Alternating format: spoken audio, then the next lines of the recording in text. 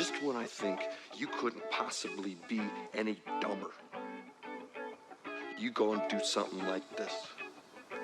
And totally redeem yourself!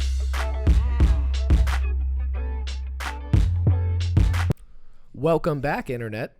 Hello. We're the three averagely intelligent dudes. Today, we're doing our election episode. This is a big deal. This is a big deal. This is going to come out like a week, 2 weeks before the election, very close to the election. I don't feel like it's as big a deal as you do. Happens every 4 years. So The first disagreement, folks, how important the election really is. I feel like everybody's going to take it like a big deal, but I've never personally. I agree with you there that it doesn't affect my life in a super obvious way, but this election is pretty hyped up. It could lead to some potential civil unrest. We're talking about our election not being even counted for possibly weeks until we're talking maybe December, second week of December, maybe even third week before we actually have our real results. It could go to the Supreme Court, which is a huge issue in itself. So it does kind of feel like a big deal this time because it feels like there could be some people in the streets. Now, maybe maybe it still doesn't affect me. Maybe those protests happen, people break some glass. Well, and that's also a lot of conjecture too. Like we don't know. We don't know what's gonna happen. You know what I mean? Like, but I'd be willing to bet that there's gonna be people in the streets. I mean, there was people in the streets Either last way. time. You know what I mean? Like they were all. I mean, they were crying, but I'm just saying, like, there's people in the streets nonetheless. So. Oh, there'll be more crying. There might be the other way too. Whatever happens. Yeah, exactly. Like no matter what happens, I do feel like we're going to see some sort of civil unrest. Even Facts. like every scenario I can imagine.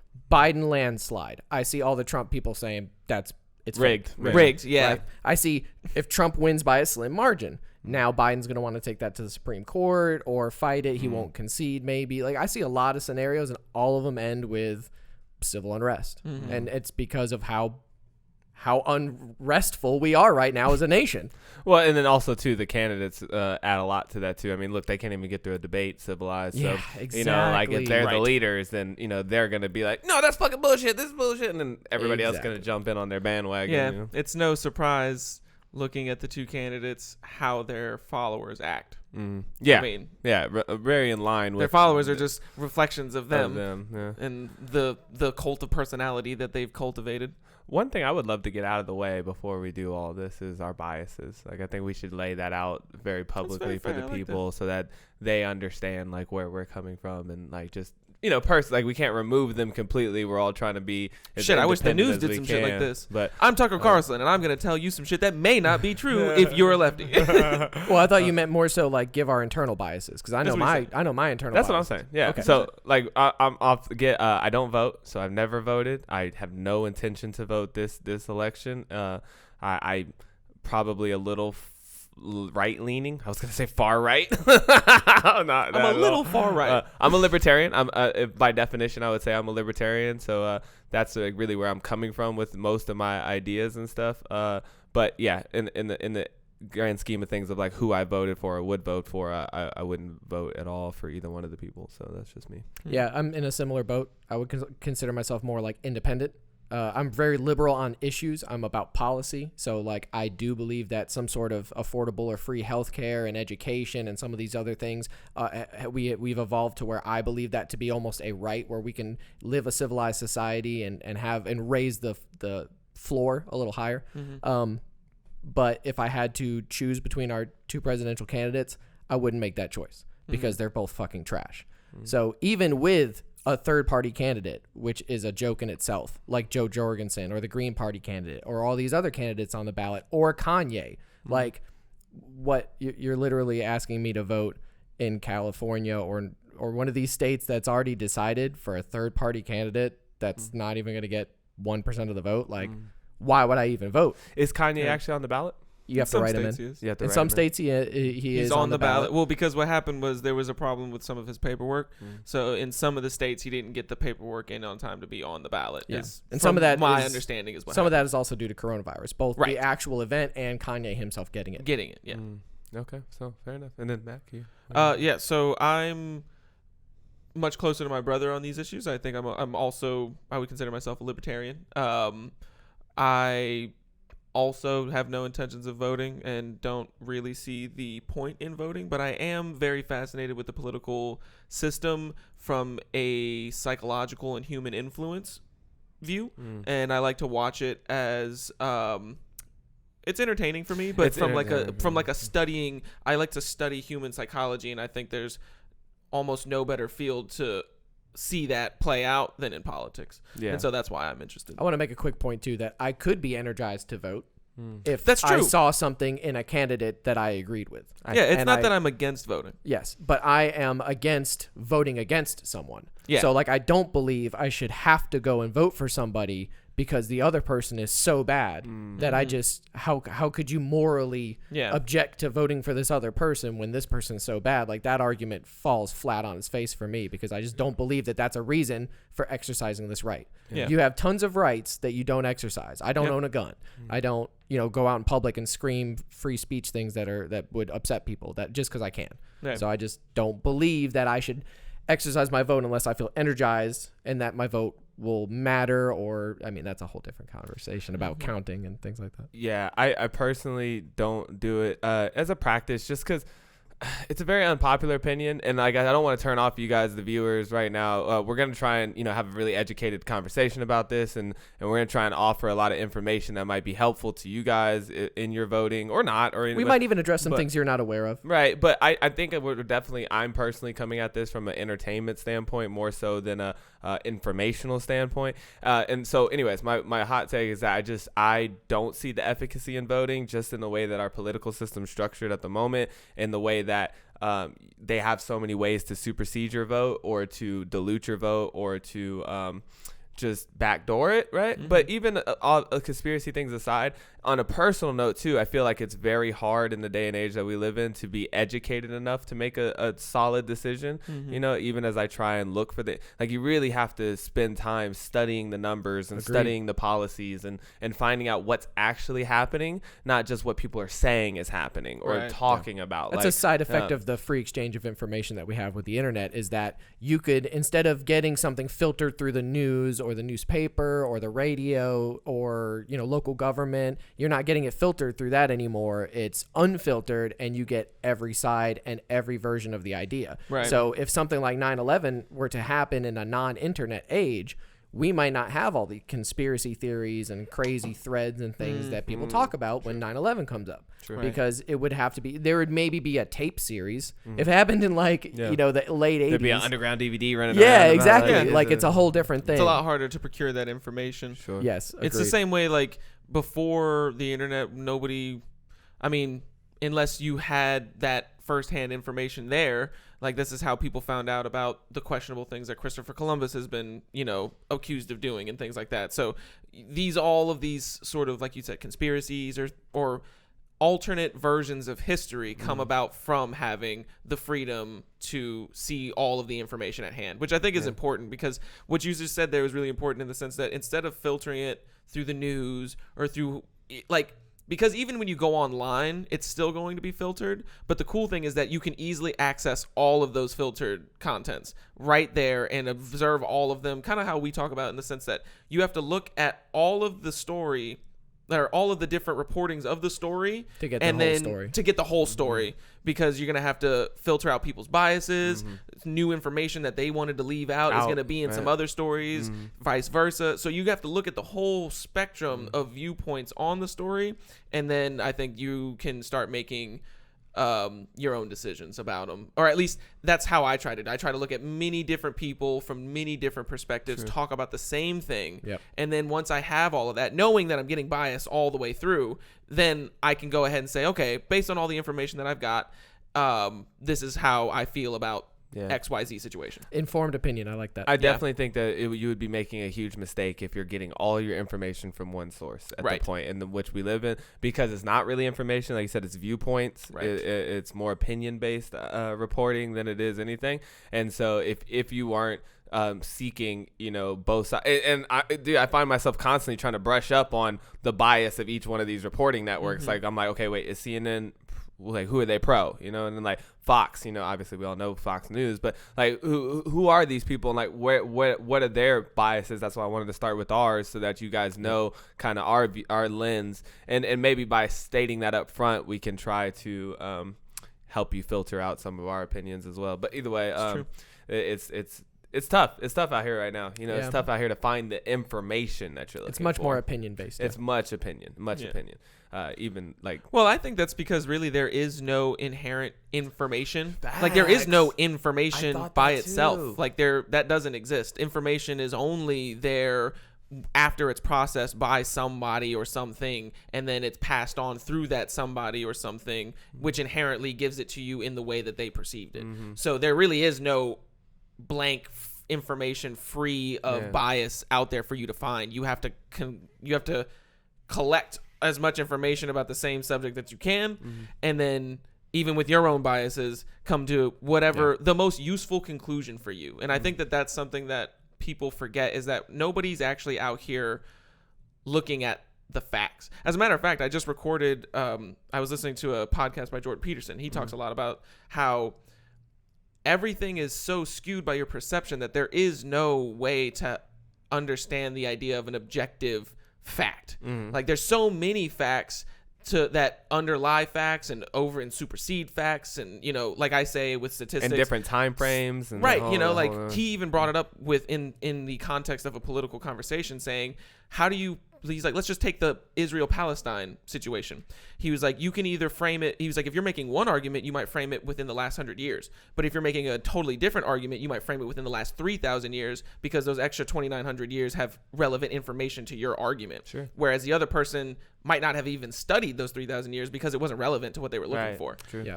What part of your point too is interpretation. It's like, look at the King James Bible, and it's like you're talking about an interpretation of an interpretation of an interpretation of an interpretation of an event that somebody saw, that was an interpretation of a story that somebody told about the event that they supposedly saw through their eyes, which they used to interpret what they saw. Right. So it's like everything is through these multiple layers of interpretation. There is no like Jesus died on this day.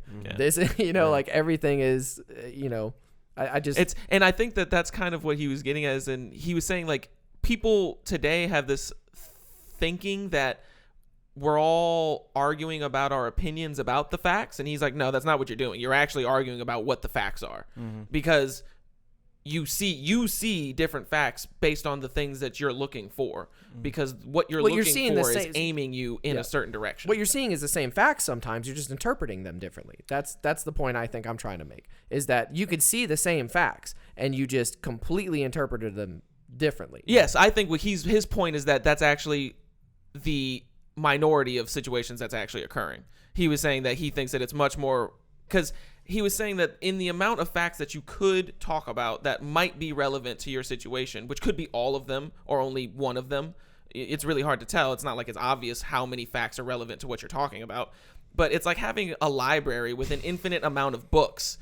And it's like we can both go into a library. I'm not pro-Trump, but we can both go into a library that has an infinite amount of books. But it's very unlikely that you and I are going to pick up the same book out of that library. And so in the sense, like, yes, we're all looking at the world that we perceive in front of us, which is the facts, quote unquote. However, what we're actually seeing in that world is totally different, because you don't actually see the world. You only see things that either get in your way or provide you a way to go forward. So because of that, you're constraining, like everything is almost everything is irrelevant to you except for the things that you're interested in. And so by nature, all of these other facts that are relevant to other people, you don't see.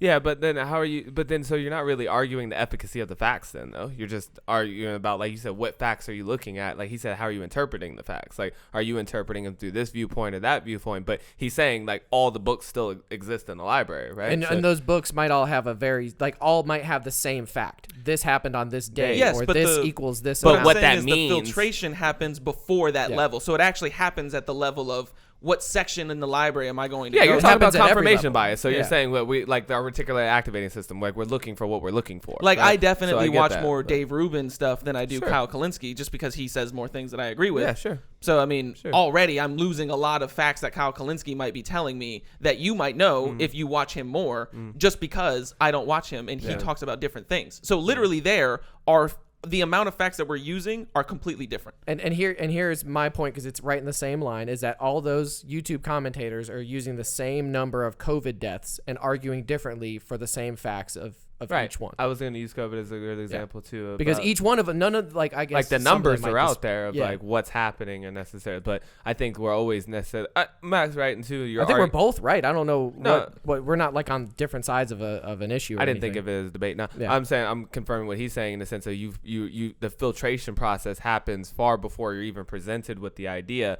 But a lot of times when we are presented with the same idea at the same time, and then people get into a debate on whether or not this is a reality, you're arguing on what those facts mean. Right. So, like you said, if they're presenting deaths, there's been 300,000 deaths or whatever, one side might argue, well, that means we're doing a good job, and somebody else might argue, well, that means you're doing a very terrible job. Yeah. And so it's a lot meaning of like what these numbers mean. And that's a really good setup for this conversation. Yeah. That is a really good setup for this conversation, because we're going to see how we all interpret different facts, because we're going to look at Trump, we're going to look at Biden, and then the third group I want to talk about is other, or third party. That includes Joe Jorgensen and Kanye and these other people. So definitely want to look at Trump first. I think we should look at his platform. I think we should look at his policies, or talk about the things he's done that we like and dislike.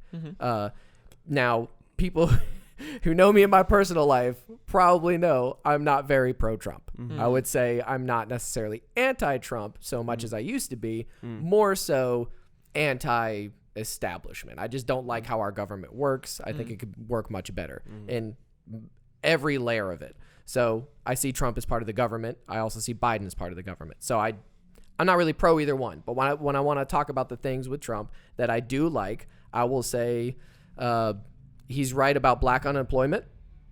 I mean, that's a real number. I see that. And, black unemployment's at a low number. That's a low number. That's good. That's a good thing. But I guess the question really lies in, like, what did he do to make that happen? True. Because I was literally in preparation for this was trying to Google what has Trump done for black people.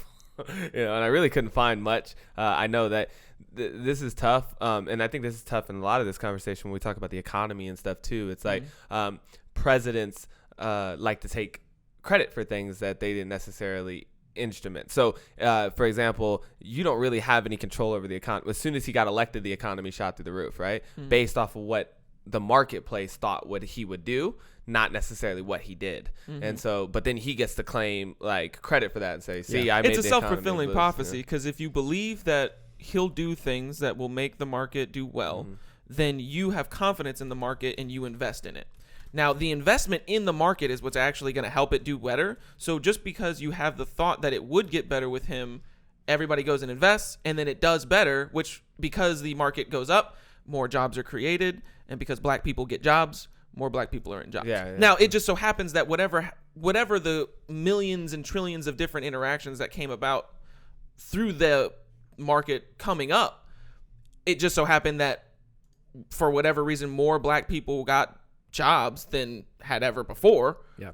So that's interesting, but I think it'd be extremely difficult to parse that out as far as like how much effect Trump had on that. A lot of people also just it's so hard to tell. A lot of people too just point at the stock market and they say, "Well, look at the stock market. It was doing great before COVID-19," and it's not necessarily our economy. Yeah. So we can look at that, and it is a positive. True. That's true. But we also have to take it with I don't want to say grain of salt, because it seems like such a cliche, but it is a factor in our economy. It's an oversimplification that we use to make quick judgments. Yeah. So when you need to make a quick judgment about how the economy is doing, you can look at the stock market and say the stock market is doing relatively well. So based on that, I can make a relatively educated assessment that the economy also is doing well, because the stock market is a significant factor in the economy. It's not the whole economy, but it is a significant weird factor. Fluctuations with real life events too, where it'll be like, well, not weird, it's just they correlate to real life events too. So if Trump goes out and says Kim Jong-un or Kim Jong-il or whatever, which one is it? Kim Jong-un is the... It's hard to tell. I mean, there's rumors that he's dead. And that it's actually his sister. So, I mean, that's a whole can of worms. But anyway, so when he meets with Kim, or before he meets with Kim Jong-un, and he calls him Rocket Man, and he starts strong manning, saying like, oh, you can't mess with America. It's like the stock market dipped. There was a bad time in the stock market because people were like, yo, this is dangerous. What if Trump goes to war with North Korea? Right. Like, that could be devastating for the economy. And then whenever they shook hands and there was kind of like that meaning between them, boom, stock market goes up because everybody's excited. Holy shit! Like Trump just shook hands with Kim Jong-un. That's a perfect example of how the stock market isn't necessarily a barometer of like, because economics is so tied in with emotions and because of how we make our decisions, that really, if we were to go to war, that would probably be really good for the stock market for the most part, because of huge companies in the stock market that have to do with war. I mean, it was a war that saved our economy from the Depression. True, in but part. I was going to say we have much more foreign influence in our economy now. Then. So That's true. when China owns our debt and when all these gigantic Saudi Arabian companies own like soccer clubs and all this other economic impact on societies, now it's much more intertwined. So it's like maybe if we had a war now, it would not be a benefit. That's true. That's very much possible. I understand that. Bringing it back to the black thing. So I guess unemployment, 3 years into the Trump administration, African Americans experienced a record low unemployment rate of 5.4%, and that was in August of 2019. Of course, COVID kind of wiped a lot of that. And so it talks about how, this is a USA Today article, how home ownership ticked up a little bit while he was there, but a history of racist policies from redlining, which blocked African Americans from getting loans, to restrictive covenants confining many black Americans to crowded, underserved neighborhoods. Okay, I don't know what that had to do with anything. Okay, ticked up slightly this year, but still significantly lags behind whites. The national home ownership rate for white households is, which I mean, I don't think it's 73.7 for the first, up from 73.2, and but only 44% of black households owned a home in the first quarter, up from 41.1%. That's a big jump. I don't think it's a good idea to try and, I mean, like I don't think he was gonna raise black ownership up to the level of whites. So I don't understand them why saying like, that it's still again. lower. But actually it's good to show it that is a huge uptick though. It's good to show the comparison of the numbers themselves and not being like, well, he did a bad job because the black people aren't at the same level that the white people are at. But it does show that the black people had a larger increase than the white people. Than the white people, that's very true. So yeah, in you can say that in those first 3 months, the black home ownership was doing better trend wise than white home ownership. There's also, you have to think about too, you have to adjust for the population. Like there's much less black people in America than there are white people. So if you look at that and you say like, I mean, just right there, yeah, there's less people to own a home. Right there. Yeah, like if there was only like, say, well, that's why they're basically in a percentage of black people and percentage of white people. Yeah, who own and the homes. percentage of black people that own homes represents a very small quantity, and that representation, if you took 44% of white households, it would be a like 10 times bigger number than 44% of black households. Sure. But so it shows that things got better for black people under Trump. Maybe even a little bit better for white people. But again, this article, and maybe you guys know some things, doesn't point to anything that Trump necessarily did specifically that made that happen for them. Well, that's what I'm saying, because I don't think that you're going to find that anywhere. Yeah, he just takes credit for it. It's so, like you'll find a lot of places either saying that he's rightly or wrongly taking credit for it, and they might have some small examples. But to really prove whether or not any policies his administration put in place actually caused that would be extremely, like, you'd have to look through an enormous amount of statistical data to do that. Yeah, and I think just reading his tweets isn't going to again do it, this is more like claims. Like the stock market, like when you want to see, like, you're making a quick judgment, how good was Trump's presidency for black people? Well, black people's home ownership went up, their unemployment rate went down. So you can say generally at least blacks were doing okay during the Trump administration. Maybe it's not because of the Trump administration, but he wasn't it seems as though he wasn't actively doing anything to keep them down, right? Because otherwise he would have been very unsuccessful. And I don't want to jump right into the negatives of Donald Trump, but the counterpoint to that is that he's made it more okay for racism or more okay for white supremacy. I definitely want to talk about that on a whole different subject. Yeah, that's that. I'm just saying, like, that's kind of like that's a narrative, and I don't believe that per se, but it's an argument you could make, and it's a lot the other side of a coin. So the one side of the coin is look how much he's done for black households and from an economic standpoint. And then the other side of that coin is the culture standpoint. True. Yeah, because I mean, economics isn't always like if you're as Jordan Peterson says, a drug addict getting a windfall of money isn't necessarily a good thing for them. It might be the thing that kills them. Yeah. What a drug addict's needs is not necessarily more money. Trump passed a significant criminal justice reform measure, but his administration has worked to undo it. Let's see. In December 2018, Trump did indeed sign the First Step Act, which made the most substantial changes in a generation to tough on crime laws that increased the federal prison population by 700%. Okay. And so Trump released 3,000 people from prison due to the law's good time credits, which provided early release for well-behaved inmates. Hundreds have been released into the elderly home confinement pilot program. So he's letting out some old people. That's cool. Yeah. So also, out of that elderly home confinement, there was about 2,000 people, and 90% of them were black. So it's like, yeah, that seems like he is trying to help out black people in some way by saying, like, if you're a really old yeah, 3,000 out of a nation of 350 million. So yeah, I mean, how many are in prison too? It's like that's a huge number. Yeah, so but I guess you get a little tick. It's a gesture. It's a gesture for sure. Yeah, it's something. gesture. It's something, Yeah. right?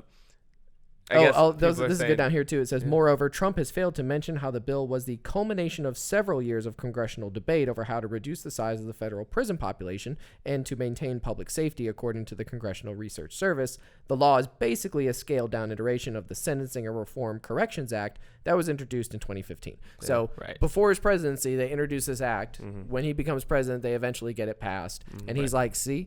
Which they did talk about that. Like he said, for example, Trump often tries to take credit for a decline in violent crime, but the downward trend predates him by many years. Many years. And there's well, a little that's bit the of same bias thing about here, too. Obamacare too. Like the fact that they call it Obamacare is kind of funny, considering it was a 5-year-old plan when Obama was elected the first time. So it's like that's so true. Like this again, it's another way that we use to simplify the categorization so that we can make quick decisions, just because we don't have enough time to look at all of this shit in detail. So we're like, oh, Obama, it was passed under Obama, because I mean technically he did have the opportunity to not sign the bill and then it wouldn't have gone in. So I mean you could say that he had some part in it. Yeah, he did. Without him it wouldn't have been. His fingerprints are on it, just like Obamacare. Like Obama's fingerprints are on that. It's not like he was in such a position where he couldn't. It's not like he was forced to sign the bill or anything. So he deserves whatever credit he deserves, however much you think that is, for signing the bill and letting it go through. Yep. So, I mean, whether you think that that's a lot or a little, that's up to you. But this is a good time to make the point, too, that we do live in a governmental system that far extends past just the executive branch, right? Oh, yeah. I think this is something that gets forgot, though, a lot. The Senate and the House are both in play, things, right? Yeah, well, they're not just doing things. They're in play in this election. If you're voting this election, you're voting for everybody. Well, a lot of people. No, what I'm saying though is that things are happening outside the presidency that are not affected by this president whatsoever. So, like you said, a lot of these bills or a lot of these things that are happening in the Congress and in the legislative branch are happening far before the president gets there and far after they leave. And so much though gets attributed to like Trump did this or Obama did that or Biden's gonna do this, and it's. And I think we just miss a lot because it could be Paul Ryan or Mitch McConnell or a lot Lindsey of Graham. people who hold power in our government and are doing things completely independent of presidents. And so I think honestly, most of the stuff that gets done is done by people whose names you probably have never heard of. Unless you're like really deep into local politics and stuff like that, you probably never heard of the people that are actually writing these bills. Yeah. Like we hear about the people that are pushing them. Yeah, you know about Nancy Pelosi because she's the one that has to introduce the bill to the House and shit like that. Or Alexandria Ocasio-Cortez with the Green New Deal. Yeah. Even though she didn't write that either. But that's the thing though, is like she put her face on it because she's popular. Exactly. And that's what matters instead of what's actually in the bill, unfortunately. Yeah, which we're looking at something where Trump just put his stamp on it. Yeah, he was like, boom, I'll sign this. Go. Yeah, I'll right, put my name on that. Right. Just like AOC did with the Green New Deal, which can do a lot to push things through or to hold things up. So I'm not saying that, but I just think it's important to recognize that they're working in a cacophony of other. I don't know if cacophony is the right word. No, that's the right word. Of the different voices all at once. Right. Yeah. And they're just one small part of that. Even though they're taking the most credit. Yeah, they are a smallish part. I feel like when I think of the executive branch, like it's still an equal body, and he's a pretty big part of the executive branch. But you're making a great point that there's the Supreme Court, there's the House and the Senate. Like, those are races that you should care about if you're into your politics. If you think your vote matters, go out there and learn about your senator and learn about your congressman. You know, so it's it's funny. I have that same, like, in the same way that I don't like hearing about environmental change, like protecting the environment from people who are tweeting through their smartphones. I also don't like hearing about I need to go out and vote by people who only vote in the presidential election every 4 years and who vote for the same party every single time. And they don't know any of their local, like, bro, like, you're pretending that you care about this as far as I'm concerned. So I don't need you to tell me that I'm not caring enough. Yeah, I heard that. But that's a personal thing. Yeah, I heard that. And I think that's, I mean, now that we're already deep into the Trump conversation, I think we could, but I would love to come back around to talk about that in the sense of how involved are we in our politics in general if we only talk about it every 4 years, you know what I'm saying? Yeah. Like, and then you completely forget, like, next year, I won't see a single fucking tweet. I won't see a single post in your Instagram stories about what's going on, like you said, with your senator or your mayor. Nobody's going to be talking about who you voting for Chamber of Commerce. Yeah, exactly. None of that. Who you voting for sheriff. Nobody cares at all. And there's a lot more to it than just what's going on with these two guys or, you know, not to mention guys. term limits and things like that we're all for, that, you know, nobody's even talking about. Yeah, it's fucking crazy. But also, so in line with that whole thing about what Trump's done for black people, it's a lot of, like, talk about what he's done for the economy and stuff. And a key part of President Trump's economic strategy during his first 3 years was to boost economic growth via tax cuts and additional spending, both of which significantly increased federal budget deficits. So dumb. Never take tax cuts without spending cuts. Because they're just going to inflate your currency, which is a silent tax that you're going to pay for anyways. I heard that. You know, that maybe the individual won't necessarily care so much about. The individual only cares about that tax cut. You know what I'm saying? That, well, because they just don't understand how the math is calculated. Right. And that, like, the tax cut's not really saving you any money in the long term if they're gonna keep spending the same amount or more. It's an interesting thing at the end there. Like, you can't even have a tax cut without. According to the Congressional Budget Office, the number of Americans without health insurance increased under Trump, while his tax cuts were projected to worsen income inequality. And there's an actual source there, too. So it seems like that's, you know, relatively fact. It's just taking you to the income inequality. Projected changes in the distribution that one. of Yeah, I household see income. what you. Yeah. And so what is that saying, though? That is saying, according to research done by our Congress, which is the House and the Senate, so you have both congressmen and senators, they're saying that according to them, people without health insurance went up, which means people either lost their jobs or couldn't afford health insurance, and that his tax cuts worsened income inequality. So that's projected does it say, to, but does on that I don't number see how those 9 things right correlate. there? Can you the little footnote on the 9? Yep. Yeah. When was that done? May 3rd, 2019. So this is even before coronavirus and all the jobs were actually lost, because that's something I wanted to check out. I was like, well, if they're talking about health insurance, most people get their health insurance through their jobs. So if a bunch of people lose their jobs because the government shut down the economy, then that would obviously increase the amount of Americans who lose their health insurance too. They're also not telling you that according to the CBO. That's prior, though. That's why I wanted you to check, because I was like, that could completely change the way that you look at that number. It also completely changes when it says according to the CBO, and then it's based off of projections. In the second line, it tells you about projections. It says his tax cuts were projected to worsen income inequality, basically just saying that rich people got to keep more of their money. Right. And poor people are... And poor people don't have health insurance is essentially what that's the correlation they're trying to make. But they're also, like I said, going off of projections. So that's also, like, we're seeing bias within what we would consider Wikipedia. We would think of Wikipedia as some sort of trying to be unbiased news source, and it's still got a little bit of sauce. Yeah. Oh, yeah. However, the 128-month record economic expansion that began in June 2009 abruptly ended at a peak in February 2020, with the U.S. entering a recession, of course, due to COVID-19. But, you know, this is important to notice that the record economic expansion that began in 2009. It's been going on for a while. Right. And then he's, you know, really catching that top wave. And then it's that's right after Trump our did. I was about to say, I was like, let's not forget, like, because a lot of people might look at that and be like, oh, well, 2009. That's when Obama was in it. And it's like, yes. But also, that's literally right after the second worst economic downturn this country has ever had. Yep. So, The housing bubble. right, the housing bubble crashing. So that's also another part that plays into it. It's easy to expand when you're all the way at the goddamn bottom.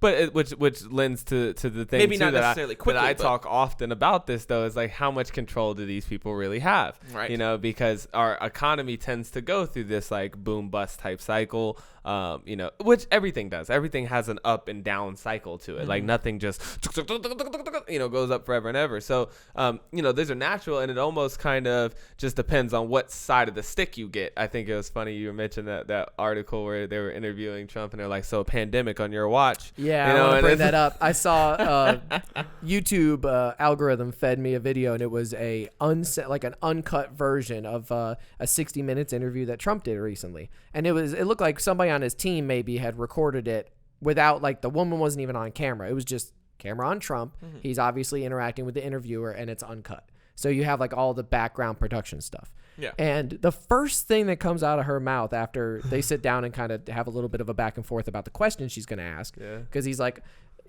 "Oh, I'm going to be tough on you," or something like that. And he's like, "Well, I hope you'll be fair." Yeah. And the first question she asks is, "So there was a pandemic on your watch?" And it's like the way she frames that is like blaming him and with this. Am I okay? You're good. Okay, Yep. I'm ready. So we have the pandemic on your watch. We've had racial strife. We've had looting. Without explicitly saying it, like subconsciously blaming him for this pandemic. It's a statement that implies that under someone else's watch, there might not have been a pandemic. Exactly. And that is a false premise, I believe, to stand on if you believe that the pandemic is real and that it came absolutely into our country and it wasn't going to be able to be like every other country got it too. Yeah, I was about to say, I haven't heard anything about it, but is there a single country that has not gotten cases? No, but there are 2 counties in America. Where are these counties at? I don't know exactly where they are, but they're very, I would say, rural. Rural, for sure. Yeah.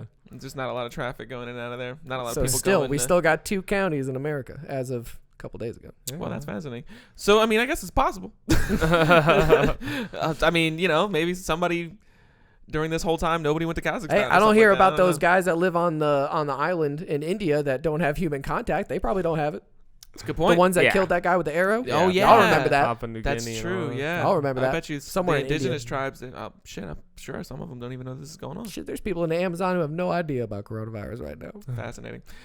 Yeah, facts. Just They a don't have fascinating any thing to clue. think They don't about. Like, have it's any such clue. like They it just don't even know consumes what- so much of our lives, Right. and it's literally something that it's consuming so much of the entire world, and there's still people out there who don't even know that it's happening. Indigenous people are just like fishing and just doing their thing. And I mean, these are also people that are living with parasites and all kinds of things already. So I'm sure that they're like, we know nothing about. that, either. yeah, Like they're just bone like, shard, nose you piercings got and some, you got some corona over there. Yeah. I got this new thing over Try here. super malaria. Yeah, have you tried this new thing? Doesn't even have a name yet. Also, kind of going back to Trump's policies, one of the things I wanted to talk about was the border wall, migrant detention, the emergency at the border that he declared when the caravan was coming that allowed him to dip into funds to build his wall, because that was where the wall wasn't really getting built in leaps and bounds because Congress was mucking it up and saying, we're not going to give you taxpayer money to build the this, wall yeah. that you said Mexico was going to pay for, Right. because we don't want the fucking wall. And Trump was like, okay, well, what do you know about the caravan? And then once he saw the caravan coming and that became a news story on Fox News, boom, he declares an emergency. He was able to go down there and allocate funds from, I think it was like some sort of military budget for repairing like military kids' schools and hospitals. That's what they all said. So who knows what that money was actually earmarked for, Right. but it was something to do with the military Corps of Engineers. Okay. So he was able to take that money, millions and millions and millions and millions of dollars allocated to them, and say, no, I want to build this giant wall. And a lot of it is just replacing existing wall. There's Right. not a whole lot of new ground being done. Not to mention within this policy, you have the "we build the wall" Steve Bannon ridiculousness, where one of Trump's like really close inner circle people is, currently being indicted on fraud charges because he was part of a scheme to have the American people Patreon the wall which is fucking absurd. Patreon the wall. Oh yeah, millions and millions and millions of dollars were given through like basically Like a GoFundMe Patreon or type of thing. GoFundMe for this "We Build the Wall" thing. Okay. And all that money got taken. Okay, well, it got taken. All I that was money, gonna the say- yachts, Yeah. fucking, and the person who's the like, there's two guys that took the money. Basically, is what the indictment is saying. One of them is a guy that was like a veteran that started the whole thing, and the other guy's Steve Bannon. And Steve Bannon was in the White House. This wasn't an official thing. This No, was something Steve Bannon attached to it once it gained popularity, and then him and that guy. Yeah, it's pretty bad. I mean, allegedly, from what it looks sprinkle some like- allegedly on there. It looks really bad. Yeah. I mean, It was a finesse. It was like a scam. It was a scam. It was a scam. But Yeah. dude, I was about to like go on a rant and be like, this is actually kind of cool. You know what I mean? Like seeing a new idea and process for raising money to get your things accomplished in your And it ended up being snake oil. without taking Well, my if like a taxpayers' legitimate, because the way that could go down is a coalition of people who own land on the border could then go and just build a wall on their land. So it's not technically on the border, but it would be effectively the same thing. I mean, Arizona's trying to do this right now because of the fact that Congress is holding up all the funds to build the wall. Well, Arizona's trying to get, I can't remember what sort of legal route they're taking to do this, but basically they're trying to make the claim that as a state they have the legal right to protect their own borders, and so they're saying that they're going to build the Trump wall just on the Arizona border of Mexico and be like, well, then we'll just build our own section with our state money, which we can allocate to anything that we want, basically, because it's not, what we're doing is not technically illegal. I think is the stance that they're trying to take. We Build the Wall people built a stretch of wall. Actually, they actually built some. Yeah. They had a construction company do it, and they did it along a stretch of the Rio Grande, and it's already eroding. Like of course. all the concrete base is eroding already. Because So they it's like- probably hired like the worst construction crew ever. Well, that construction crew turned out that like, there was some cronyism in there. There was like a guy on the thing that had gotten ousted because of like child pornography charges. There was like all these things attached to that construction company that were like really gross and disgusting too. Yeah.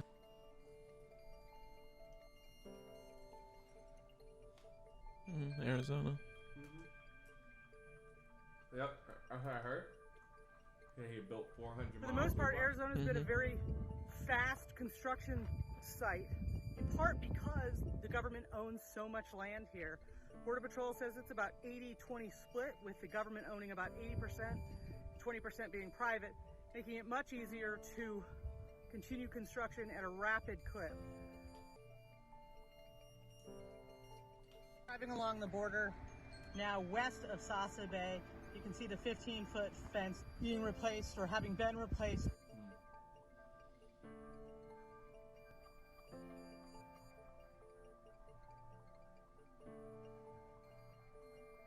We're approaching Guadalupe Canyon near the New Mexico state line. You can see up in the mountains, those are freshly carved access roads built by the Border Patrol, or on behalf of the Border Patrol, as construction continues on President Trump's promised border wall. Which is fascinating. I was under the impression that he hadn't done shit with that wall since he had got elected, but I heard him speak about, I think it was in a debate where he said they had about he said it in a 400 debate. miles already built or whatever. Yeah, what they don't mention there is what I was talking about too, where he had allocated funds after he declared a national emergency. There's some good information. So President Trump's pledge to build a southern border wall suffered another defeat when a federal appellate court in San Francisco ruled Friday night that the president could not use his emergency powers to divert $3.6 billion in military construction funding to build the wall. It's not gonna let you read the rest unless you. So if he didn't get it from there, where is he getting the money from? Well, he's been using that money, and now they're saying that you can't do that To intervene. because it's illegal. Yeah. And they're saying you have to stop construction. So he's using that $3.6 billion currently to build the 400 parts of that wall, that 450 miles. And the And it's court is interesting- trying to say, and it's going to go up to the Supreme Court probably, or it's Yeah, going to keep probably. going up through the courts, because one ruling doesn't stop him. Like it's gonna, Not at all. It's gonna be appealed. Especially not the appellate court of San Francisco. Yeah, they're not This is gonna- the goddamn president. Yeah, they're not gonna be able to stop it. That's just a court making a precedent and saying like we think this is an illegal Pointing use it of out. emergency Yeah. powers. And now it can make its way. It's going to up. make its way up because it's going to be appealed. So that's And like I said, the whole migrant caravan thing was, I'm not going to say an excuse, but he used it very favorably for himself, because he said, oh, there's a migrant caravan coming up to the border, which we just heard there was like 7 more, that this is a normal thing. He said, oh, it's an emergency. Give me $3.6 billion. Yeah. Which is a good point to make, and too, that we notice a lot in elections is, politicians are very opportunistic in using, I don't know, you call them agitation events, or just like, I don't know what to call them, but events around the world that might, perpetuate or bolster their campaign. They're quick to use them as an excuse. It's a good, like you said, excuse. So this is why President Bush with 9/11, is a really good example of using certain actions as a reasoning as a cause to go to war, or to increase your budgeting, or to cut your taxes or whatever. They're always trying to look for some little angle that they can use to push their agenda. They're all moving those pieces to amass around the more board. influence and power. Right. Yeah, Which I think COVID-19 is that, but we'll get to that a little bit. We hit on for a second on the point that healthcare, less people have healthcare than they did before or whatever, and that the economic inequality is increased. But I wanted to figure out, like, exactly, like I said, why that is, or like what's happening with that whole situation. And I did find that this was interesting, the Republican agenda elements. And I think this is President Trump's 2018 United States federal budget was a statement of his administration's economic priorities for the following decade, and indicated a rightward shift relative to the CBO of 2017 in their 10-year forecast. With the Republican, I guess, agenda elements were nearly $2 trillion in healthcare spending reductions, primarily from Medicaid and a program for lower income persons, about $1.5 trillion in non-defense discretionary spending cuts, and about $1 trillion in corporate and income tax cuts, representing a net deficit reduction of $2.5 trillion. I mean, I guess this would account for where the healthcare has gone, is that they pretty much stripped Medicare, or wanted to. I don't even know if this is necessarily what they did, but this was their proposition of what they would like to do. This is good. We're talking about his platform. Yeah. Yeah. And so they wanted to strip Medicaid of $2 trillion.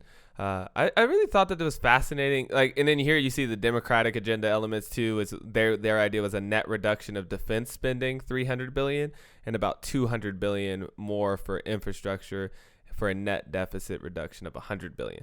Far lower numbers. Yeah, they basically wanted to shift $200 billion from defense to infrastructure, and then cut out that other $100 billion. Okay. Yeah. Which, dude. This is actually kind of insane to me. The fact that Republicans don't point towards defense spending at all, like they would rather cut $1.5 trillion from other things. I thought those other things are the EPA, Environmental Protection Agency, like all kinds, like regulations and things FDA, like that. Anything that they think is like overregulation of like corporations. Yeah, it's very pro-corporation. Yeah, but even though still too, it's the defense budget. We've talked about this on an entire episode. I think isn't an overstep to say it's just grossly high. And even with the Democrats only saying $300 billion, that's like a drop in the bucket for what we spend, and I thought that was very fascinating. Well, I mean, a $300 billion cut to defense spending every year would be almost half. Because the spending now, it was just increased to $700 billion under Trump. So that would be like almost a 50% reduction in your military spending. Was it billion or trillion? It's billion, right? Yes, 800 billion. Yeah. Pretty sure it's billion. Yeah. I mean, our economy only makes about $85 trillion a year. How much? 85. So, I mean, you can't be cutting $750 trillion. 800 billion. 700, yeah. Yeah, 800 billion. So, yeah. 850 billion, yeah. That's about, a little less than half. 300 billion. So, I mean, that would be a huge fucking cut. Yeah. Well, I mean, it wouldn't be a cut. They'd only cut $100 billion, but they'd divert $200 billion to infrastructure, which I would be cool for if I didn't feel like the government sucks at infrastructure too. Yeah, but and that's a whole part of other that thing. too is you have a standing army. You have to feed them. You have to fuel them. Well, that's the thing. Like, if they're gonna make the cuts, then they're firing people. Yeah. They're budgets are getting cut, stuff like that. Like the major cut happens at the top, but what actually ends up cutting the money itself is the people getting fired, the supplies not being paid for. Wow. The United States spends more on healthcare than any other country in the world, and a large share of the spending comes from the federal government. In 2017, the United States spent about $3.5 trillion, or 18% of GDP. That's more than some countries. I mean, obviously smaller countries because they have less people, but that's more than some countries who have a much more socialized healthcare plan. Right, yeah. Spend. Yeah, well, it's more than everybody, so you would. No, I'm saying the 18% of GDP, like that's what they're saying, like 3.5 trillion out of the 85 trillion. That's it's 18%. that we make. So 18% of GDP, but where in other countries, even in countries where the government pays all the healthcare costs for everybody, It's a smaller it's a percentage. smaller percentage of their GDP, which is interesting. I think that's what they're trying. I mean, they might have been talking about just in the overall number, but This is one of either way, our the percentage largest too. arguments for people that say that our healthcare system is just grossly inflated based on its costs, because of the fact that even in a country that doesn't subsidize all of the healthcare costs, you have the government spending more than any other government on the planet. Yep. Now, that again, one of the major reasons for that is because this country happens to have a lot more people in it than most countries, other than China and Russia and a few other ones. But at the same time, the type of care that you get depending on where you go is different. And so, like, one thing that a lot of, like, I remember Thomas Sowell pointing out that a typical stay in a British hospital is in a wing where you're in a room that's divided by, like, curtains, basically 50, 60 other people. And there's really not that many nurses and stuff like that. And he was just making the argument that in America, you typically have your own room or a semi-private room with only like one or two other people in your room. And he was like, obviously that's going to cost more because you have space requirements and stuff like that. And so he was trying to make the argument, and I've heard a lot of other people, basically right-leaning people, that make the argument that we pay more because our healthcare is better. But obviously there's things to counteract that point as well, that a lot of people will point to.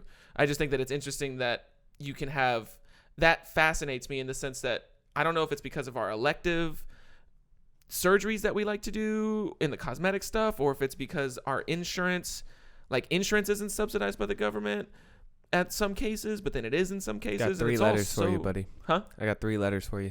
3 letters? FDA. Well, what I keep thinking about. I mean, is, they definitely don't make it cheaper. What I keep thinking about is, like, we get our own room and stuff because we pay so much more for our healthcare. But if you were on Medicaid and you went to go do the same thing that you were probably going to do on your private insurance, you're going to be waiting in a cramped room. It's going to be like, I've seen people go through it myself. But you have to understand that also the government has a much better negotiating leverage with, so they pay less. It makes sense. Yeah, I'm saying it makes total sense. If you're paying way more than every other country for private insurance, you're probably going to be in a nicer room. You're probably going to have your own room. But there's still how many people on the government dole that have to go through Medicaid that aren't getting their private rooms and aren't getting, like, all that stuff that the government's paying for. They're getting bottom of the barrel service. Right, but the government's not paying the same that you would pay. Like, you and your insurance company would pay X amount of dollars, which is more than the government would pay through Medicaid, because the government has negotiated a different price with the hospitals and the drug companies and things like that. Yeah. So that's also another thing, is that the companies are making less money when the government's paying and so for therefore it. providing And so therefore paying standard lower of standard services. services. But which is why you have to wait when you go to an emergency clinic and you don't have any insurance. You have to wait a long fucking time if there's a lot of people in there. Whereas if you have insurance, you can just go to the hospital and they take care of you right away. Because if you pay for it, then they'll happily save your life. Yeah, because they're gonna get you're gonna get a bill for thousands of dollars. Yeah, it's very interesting. It's hard work saving somebody's goddamn life. Yeah, I guess so. It's very interesting that we're spending so much though, and that's not even accounting for the fact that most people pay for their own private insurance as well, or get it through their job. Through the government, not through the government at all. So it's interesting that we're paying so much, and it's fascinating. It's fascinating. Well, I would say part of it could, and we'll talk about what Biden's trying to do with that here. Yeah, and some of that you can point to is also the fact that we have a extraordinarily large population of veterans and prison populace, which are both handled by the government, government funded healthcare. So when you have like millions of people in prison and you have millions of veterans, that adds up It's true. That adds up. Especially, I mean, you think about the kind of violence that happens in a prison, the conditions, the kinds of mental therapy people are getting and stuff like that. Like, that's just expensive. Even if you are negotiating a bulk rate because you have so many people doing it or whatever. So Trump's been kind of like an anti or like the villain to Obamacare, right? Well, like, what he's been saying since he ran for office the first time is that he is going to abolish Obamacare and replace it with something better. That's which we have yet to hear him. I have not heard a single plan. Like, he just keeps saying, continues to say I'm that. gonna do something better, but I have yet to see anything. I mean, I don't know if you guys done have one. seen He's done one executive anything? order signing, and it was, to my understanding, not. It was largely superficial, and it was something along the lines of like, if and when we replace this thing, we're probably going to make sure to protect pre-existing conditions. Yeah. Oh, that's the pre-existing. Yeah. So it's not, but it's also like, it's apparently not worded in such a way where it holds a ton of weight. Okay, so we hear Trump's executive order on health care is no replacement for Obamacare. The battle over the replacement of America First health care plan. In it, the president claims significant achievements. He also outlines broad principles of his vision for the future of healthcare in America. I want to make this point. He's got the Senate. He's got the Supreme Court. And he is the president. It has been almost 4 years since he was elected. And he has done nothing other than signing this one executive order. So it's like, I see what he's saying when he says, like, look towards the future. Here's my plan. I want to, do this wonderful thing. But he's had all this time and not done anything. And now we have. I wonder why pandemic. then, though. Well, because he's, maybe he's stalling. Maybe he doesn't have a plan. That's, because like a plan that people will want is going to include protections for pre-existing conditions. A lot of what I've seen with the local Senate race in Michigan with John James is that the people on the Democratic side are attacking him and saying, you don't have a plan in place when you repeal Obama. Like you're saying you want to repeal Obamacare, but there is no Republican plan in place. And that's like the stick they keep beating John James with, because if you use that stick, you can say you're not protecting pre-existing conditions. Yeah. So because what the pre-existing conditions clause or whatever is wrapped up in the Obamacare Act. So if he gets rid of all of the ACA, then the pre-existing conditions act also comes with it. Yes, he would have to then in the new if this is a Republican bill they're trying to pass, then they would have to put a provision in there a new one for protecting pre-existing conditions, which as Americans, it seems that the vast majority of people care about. So that hasn't happened yet. So until they have a plan and they show it to the American people and say, in this plan, we're going to protect pre-existing conditions, then they can't really repeal Obamacare. So that's where we're at with it. And that's where we've been for the past few years, is that he keeps saying, I'm going to repeal it and replace it with something better. And he just keeps saying that, and there hasn't been any actual real action. Yeah. There's seems to be a good article here from the WhiteHouse.gov. So, I mean, you want me to link to it in the description? Yeah, 100%, okay. But I mean, it just pretty much seems to outlay the whole executive order. This is on the White House. This might be the actual plan. This is the actual what he's talking about. Okay. So this is But it's a lot of like what's happened as a result. Low-income Americans who receive care from a federally qualified health center will have access to insulin and injectable.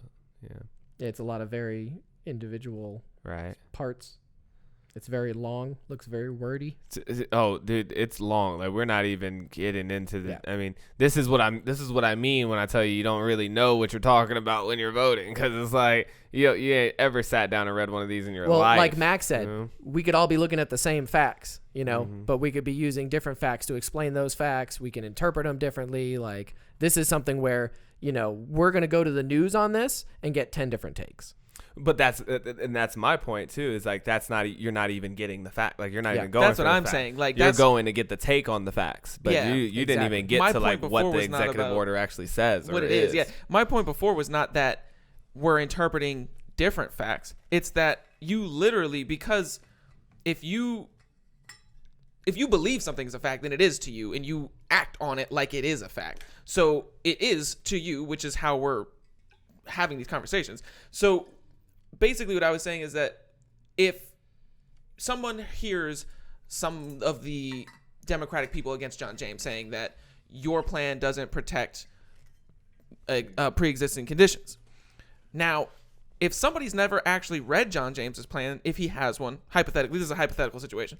If John James has a plan and they never read it, they don't actually know whether or not he's protecting pre-existing conditions. And so their fact is that he is, whereas somebody who has read it and maybe he does have a protection in there is that he does have a protection. And so they're literally arguing about what the facts are because one person has a different set of facts than the other as defined by both parties. Yeah. So someone who's read this and someone who hasn't read read this. that. Yeah, that's kind of the Exactly. point I was making. Yeah. Oh, okay. I thought you were saying that two people who read this will come to different conclusions. Well, And I was someone's like, gonna clearly. someone's gonna read it thoroughly, and someone's gonna skim through, and they're gonna both check it out and have different takes on it. That's Well, dude, even if Well, everybody, even then, if two that's- people read it word for word, you might still come out with a different. yeah, so points. that's I guess we're outcome, both so. talking about something similar. But again. I guess the fact of the matter is, you see what- Man. is Well, I that guess really what they're my all- point is it's that all up for facts interpretation. are subjective based on what facts you have. Like that's what I'm saying. Is Well, that your the conclusion. facts. Your conclusion. that seems is to be the subjective antithesis based of off what- facts don't care about your feelings.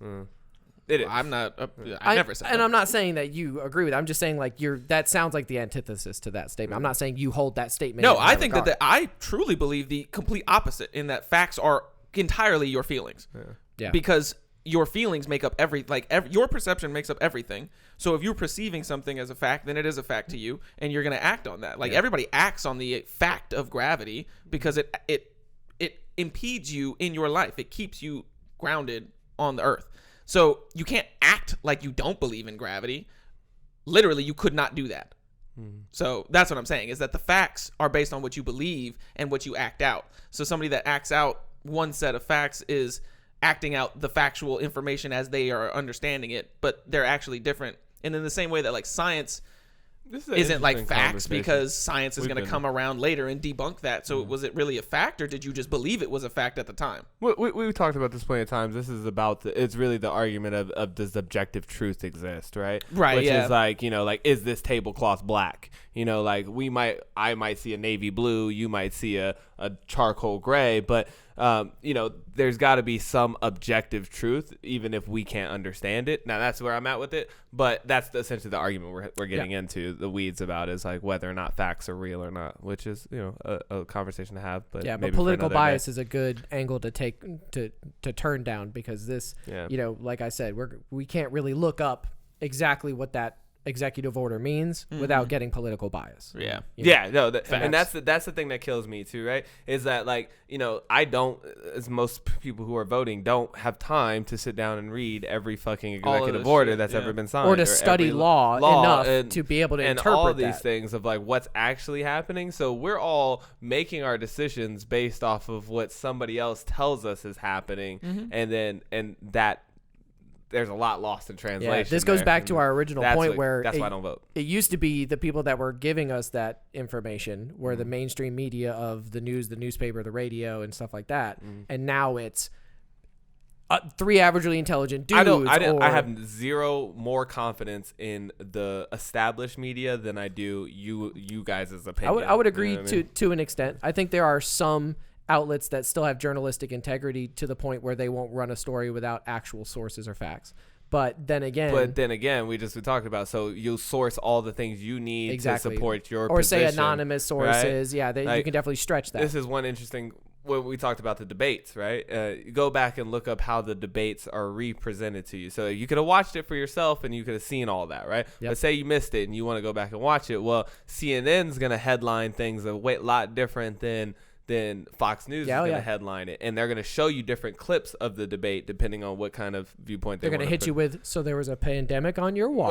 Right, exactly. So, Yeah. I don't really buy into the fact that print media or the news or the radio, maybe one time, maybe I think one time when news first set out to be news, people are like, we're going to tell the people about what's happening. Yeah. In a world of journalistic integrity, Yeah. then maybe the mainstream media has more of a place in me forming my opinion. But I don't feel that there's enough journalistic integrity for me to really take what the mainstream media is saying and I haven't seen anybody yet that's trying to present it without their bias, or like just trying to give you an independent, like, this is what the executive order says. Are there any other things you guys like, I know there's more things you want to talk about. What are some other things you guys want to talk about in regards to Donald Trump? Well, we definitely want to get to the racial tension idea around Trump. I was thinking whether or also not maybe that's we could touch real. on the migration stuff, the migration detention camps, because that's something where, you know, we don't have to do a ton of research, and I don't want to get too into the weeds, because a lot of people are like, well, Obama built those cages. Which I did hear that. But there was a that's reinterpretation of the same policy. So there was a policy in place, and you know, the Obama administration interpreted it one way, and then when Trump came into power, he said, we interpret that a little bit differently. And in our interpretation, it involves separating the children from the parents. So that's something that, and like putting them in separate cages, sending them across the country, you know, things that weren't necessarily happening under the Obama administration. I wonder why though. Like it was to my understanding, it was because of amnesty. It was, instead of allowing people to come here and claim amnesty, they flipped it and were like, oh no, you're not going to come here and claim amnesty. You're going to go into a detention facility if you try to cross this border. Well, yeah, and the separation comes from from what I've heard, it basically stems from the fact that in the law, the way that the law was written, if you keep the family together, you have to let them through and then provide them with amnesty once they're there, because they can claim it. But if they have kids. But if you separate them from the kids, and now there's a huge problem, because apparently there's like just under 600 parents that people are afraid that they've gone and ICE has arrested and deported the parents of children who are still in the migrant camps. Yeah, I feel that. Which, you know, the Trump administration is claiming. I heard them claim that, you know, these are people who the kids came over by themselves, is what they're saying. Well, they're saying they're using the term coyotes to say like these kids were just trafficked basically by human traffickers, essentially. Well, I mean, that's also the thing, but also hiring a coyote is very expensive, and not all the families might have enough money to send their entire family. So it is not necessarily a strange occurrence for people to only have enough money to get their kids. And they will send their kid in the caravan with a coyote by themselves without the parents, because the parents can't afford to go. But I definitely think it's a possible truth too that the coyotes are like, or not even just coyotes, but all like, of these if things I'm are happening. like, So if I'm like, a group of people that are being I want amnesty, I'd just kidnap your kid and then go. So yes, all of these things are happening simultaneously within these groups. So within the same group, you can have people who hired the coyote legally, you know, like paid them for the services. You can have kidnapped people, and you can also have people that are just traveling with them for safety and stuff like that. I think if we look something up, we should maybe look up the border separation policies. And the difference between the border separation policies of Obama and Trump. I think that's where we're going to find the sauce we're looking for. Because I do know that, I mean, based on first-term numbers, Obama deported almost double the amount of immigrants in total, women and adults and children, than Trump in each year. So each year was about 100% more for Obama. Deporting more people. But that's the thing is like it's unclear whether or not that's because he was deporting entire families, including children and adults, or if he was detaining people in cages and then only deporting some. Seems strange that you would detain 50 or 100, you know, like double of, you know what I mean? Yeah. So this policy in particular, the Donald Trump immigration zero tolerance approach, was officially adopted across the entire border between April 2018 and June 2018. Later investigations found that the practice of family separations had begun a year prior to the public announcement. So that's not April 2018 then it started. It would be April 2017. Under the policy, federal authorities separated children and infants from parents or guardians with whom they had entered the United States. The adults were prosecuted and held in federal jails or deported, and the children were placed under the supervision of the U.S. Department of Health and Human Services. So that's... Yeah, they pretty much kidnapped the kids because they didn't want the parents. Yeah. And you know, like, we can also look up what the Obama policy was on the deportations, but this is not giving us any sort of information about, like, did Obama separate kids at the border? Because I've seen that. I don't think it's really relevant to our conversation now because Trump's not really running against Obama. So it's that was I guess I'm bringing it up because at the last debate and the previous debate, Trump both times said something to the effect of like Obama built those cages, or which you is, built which those is cages. advantageous to him, right? To like deflect that blame over to like, yo, this. When it's the economy booming, I did this all by myself in 4 years. When it's like kids in cages, yo, this been going on for a long time. Yeah, I'm not the one who put those kids in the cages. I just showed up and they were already in cages. All right. But I did hear that he definitely proliferated this zero tolerance idea, and then quickly had to roll back on. I remember that when he because- put it on Jeff Sessions. He basically tried to get Jeff Sessions to come out there and back it, and then he tried to get the acting Department of Homeland Security or whatever out there to defend it in front of Congress, and it was just like a shit show every time because they were like, "Well, what's your alternative to giving people amnesty? Where you do or separating the families?"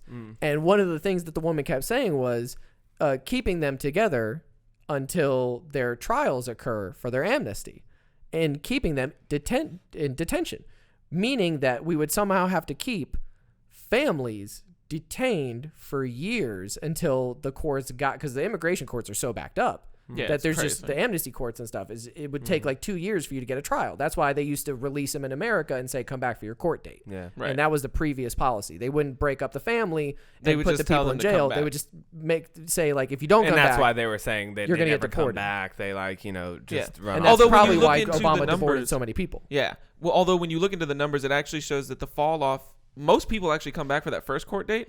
It's just that it's not usually solved within the first court date, and they don't come back for the following ones. They're like, this is just getting too much. It's too much, Yeah. and they've already been By then, living they've in the they've already country. They're created their already lives, entrenched. yeah. They feel American. Yeah. They're living here. They're paying taxes. They're getting money and stuff like that. So they're like, I I would don't even stop- see why I'm I would bothering stop with all showing of up this too, stuff. yeah. But also, Just on some like Kyle I forgot. Kalinske had a great video about this stuff where he was talking about some stuff that I never thought of. And in the sense that like he was saying that you're seeing a lot of crime rates rise in areas where the police are working with ICE where the local police are working with ICE to find and deport illegal immigrants living in the area.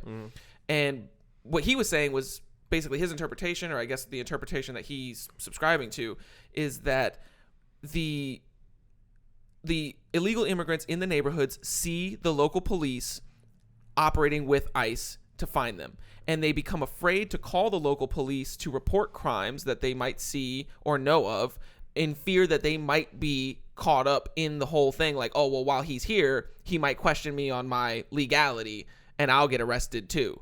And so he was saying that could dissuade people from reporting crimes, leading to a higher rate in the crimes. And I thought that was a really interesting way to think about the fact that these people, once they are in and then you have them come back for the amnesty, they're already entrenched. It's not like they just pause. Like they're living their lives and they're doing things here.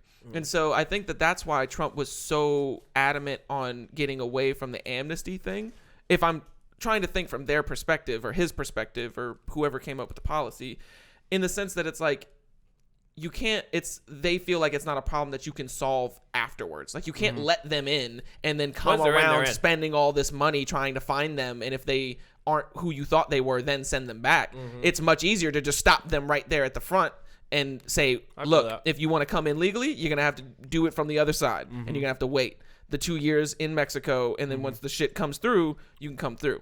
Now, I'm not saying that I agree with that, but I think that that's probably what their reasoning is. Well, They're saying, I don't agree with the execution, obviously, but but that seems like it's, but in the principle of like what you're trying to accomplish, right. I get it. You're trying to nip it in the bud before they get here, because there are a lot of Once they're here, it's extremely much more difficult. Because to stop a lot them. of them go and they do just integrate into the society, but then they're saying like a lot of people don't. A lot of people become criminals and things like that, and that's what they're like upset about. And something I want to kind of segue into is this is a really good way to segue into this talk about white supremacy, because a lot of people, especially Democrats who are going to vote for Joe Biden, associate Trump with racism. And I've seen many times from people I think are smart, educated people, the phrase that you either are for Trump and you are a racist, or you are okay with racism.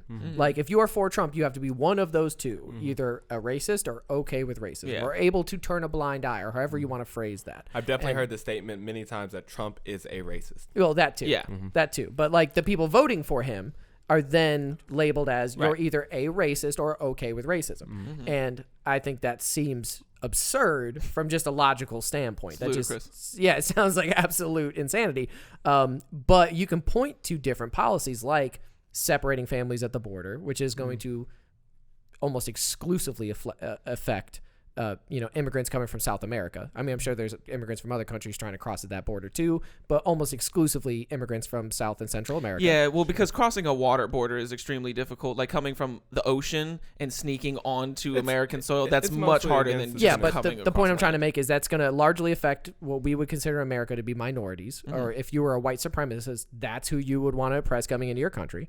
And this kind of segues into some of the other, like, what are the other things that people point to say that Trump is a racist? And well, so this is what I was gonna say. I think that that's not an argument you can make in policy, right? Because there's a lot of motivations to want to keep people from coming into your country, except for the fact that you hate their skin color or that you think that it should be a white America, right? Yeah. Like there's a lot of things that especially conservatives or Republicans talk about rightly about jobs and about like, whether or not that's going to increase your welfare state and all these things, which are economic concerns. They're not skin color concerns necessarily, right? So I could see why you'd want to enact these policies, whether or not it was a racially motivated thing. We talked about this in the police brutality type episode stuff. Like every time a black person's killed by a cop, it's not necessarily racially motivated, right? And so that's where I'm at with it. But from a culture standpoint of some of the things he's tweeted, some of the things he says, some of the ways he presents himself, he comes off as very like, I'm not gonna say he comes off racist, but he comes off like he's not afraid to pander to racism. You know what I mean? That's a good way of putting it. Is that I think that's definitely what it is. Like he's not going to, if he can keep those people voting for him without coming out and saying that he supports what they are talking about, then I think he will. Because he's just working from an influence perspective, and he's like, look, I'm not like, this is kind of the same conversation we were having about why we understand why he wouldn't want to come out and denounce QAnon and the people who follow QAnon, because he knows that they support him. So he's not going to come out here and be like, you guys are idiots, you shouldn't support it, even if he thinks it's a dumb conspiracy theory. He's going to play it up because, I mean, they're going to vote for him. So why not? And I would use the word in QAnon in particular. I don't know if it's the right word, but dumb conspiracy theory, I might replace that with potentially dangerous. I'm just saying, I was saying if he felt like it was dumb. Like, I don't think it's a dumb conspiracy or whatever. I'm just saying that if he were to think that it's a dumb conspiracy, even if he thought it was outlandish and, because it is kind of outlandish, but there's still no reason for him to not say it. It's not like he has to be like, I support them and I didn't mean to check attacks. your language. I just meant to not improve upon, but to add upon it. And no, say, you're very right. This idea is also QAnon, especially when you look at what happened with Pizzagate and the guy showing up with the gun. That's the example we always point to, where it's like this idea of QAnon, even if we all think it's ridiculous, to some people it's not going to be ridiculous. They're going to believe in this wholeheartedly. Right. And when the president doesn't denounce it, they're like, it's real. Right. It's real. But, they're eating babies. Nobody's out here like begging the president to denounce aliens. You know what I mean? Like, which is a conspiracy theory that could also lead you to making some very rash decisions out in the public. I mean, if like, we were the fact that it's a dangerous idea doesn't mean like the president's supposed to be the one that like come out and say that like, he's not about it. And like, for instance, you bring up a good thing with the aliens. I mean, thousands of people said that they were going to show up at Area 51.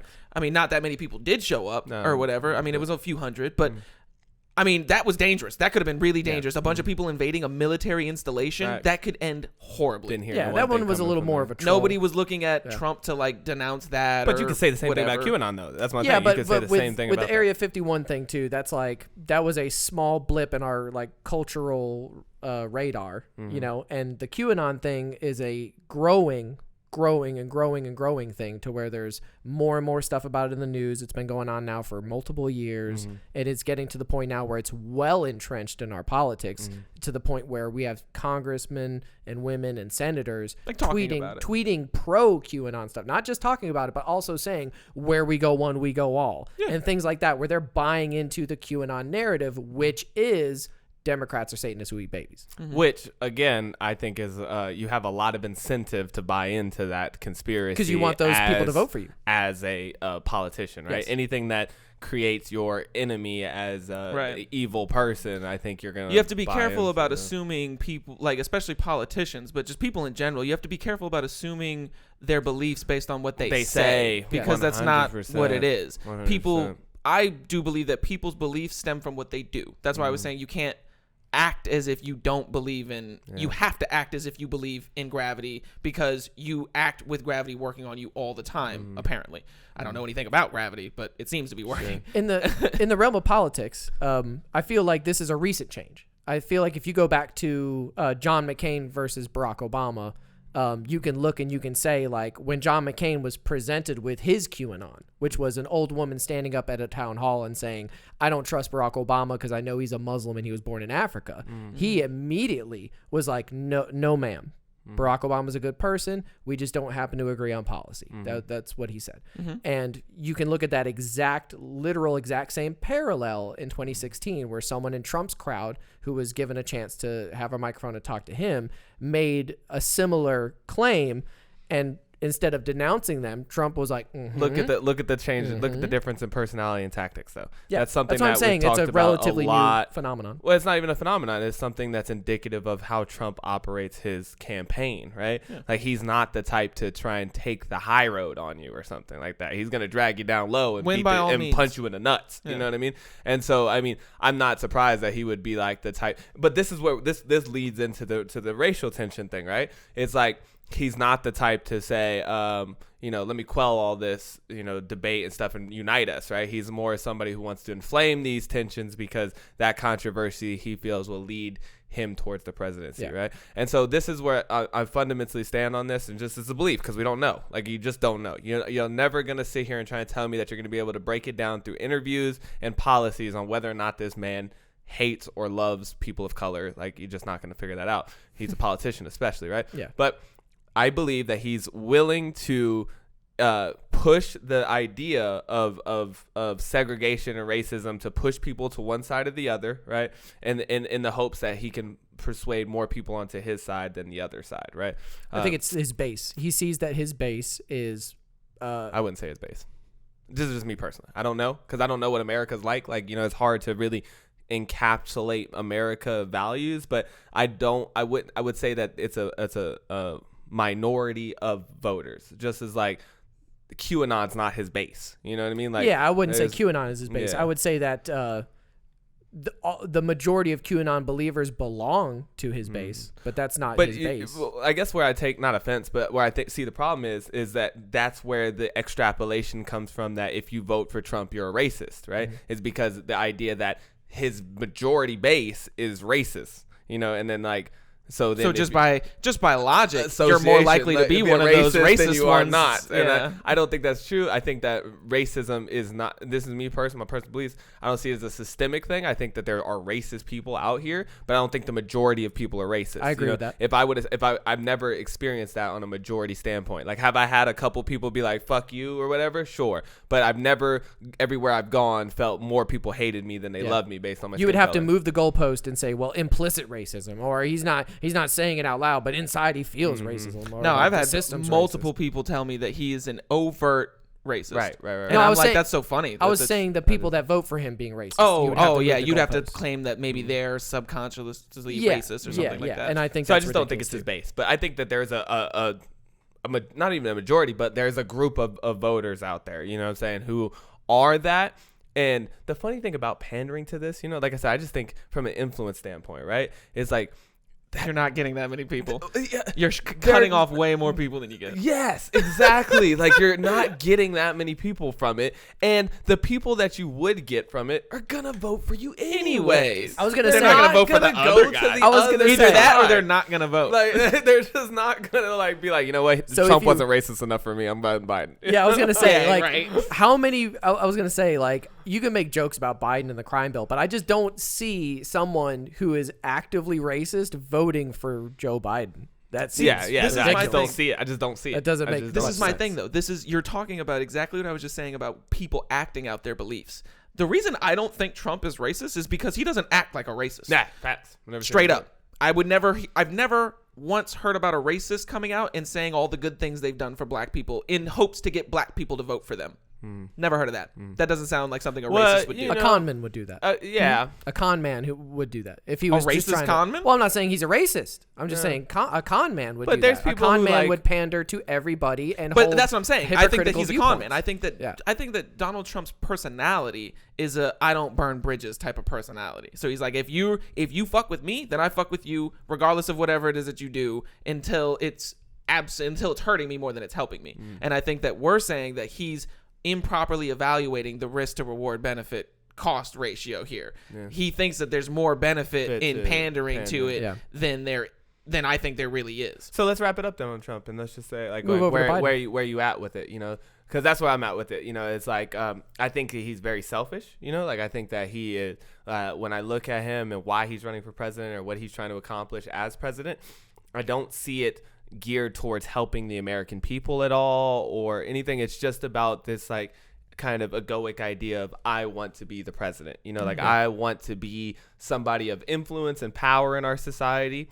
And so, like you said, he doesn't have a problem with pandering to racism or not, or corruption or not, or anything. It's very, and this is just from the outside looking in, it's a very, I just want to win. You know, I just want to win. I'll do whatever it takes to win. I don't care if I got to, drag you a little bit, poke you a little bit, whatever I got to do, whatever I got to do, whoever I got to, snuggle up by next any to means or- necessary. Right. By any means necessary. But I don't think it really, well, it is kind of But I don't think it's but malicious though. I think Trump, unlike a lot of people, understands the long-term play as well. So I think that you're right. He is looking to just win, but not in the game of the president per se. He's trying to win at the game of influence, and I think that he sees that his next logical step was the presidency. But it does seem like he's averse to completely burning down his own name for getting the presidency. You know what I mean? No, because you're right. An ego he's thing of like slightly who Trump pandering is in legacy. to the racist or to the bigots or whatever. You can make that argument, but if he really felt like he was gonna like win them over and it was like such a huge thing, that I don't see why he wouldn't actually just lean into it. Because like you said, risk versus reward. You're Risk going to versus alienate reward, more right. people than you're going to like help yourself. But if he thought it was going to help him more, then he would. would totally Then he sell would out. totally to go that. in. I'll tell you what, like, though. he's a sellout to me in I'll that tell you way. what, though, if it turned out that 3/4 of Americans were Republican and did back Trump fervently and voted for him in a landslide, I think he is the kind of guy that might take advantage of that and decide like, well, 8 years, let's change that. Let's go for 12. I could see that. Let's go for 16.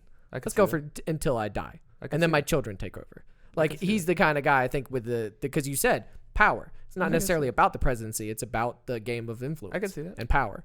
So that's Yeah, where I'm I at with wouldn't Trump. necessarily be surprised. Yeah, that's where I'm at with Trump. I'm worried of his he's like a dictator light. He's like this idea of him not being able to concede if he loses also kind of worries me. It's because of that win at all costs Yeah. type of stuff. But I think that where he gets a bad rap is that I don't think he's vicious to the American people. Not right now. I mean, like, I don't know if we give him all, supreme power, then even then I think he's just going to do what he wants to do, but I don't think it's like this type of thing where he hates black people or he wants to see the nation descend into, like, he wants to be a good president, I think, personally. I don't think he knows how to go about doing that because he's not much a skilled leader, honestly, but I don't think his intention is as vicious as people make it out to be. I just see a really big ego, honestly. Is what I see. Yeah, I mean, Trump is just a very quintessential.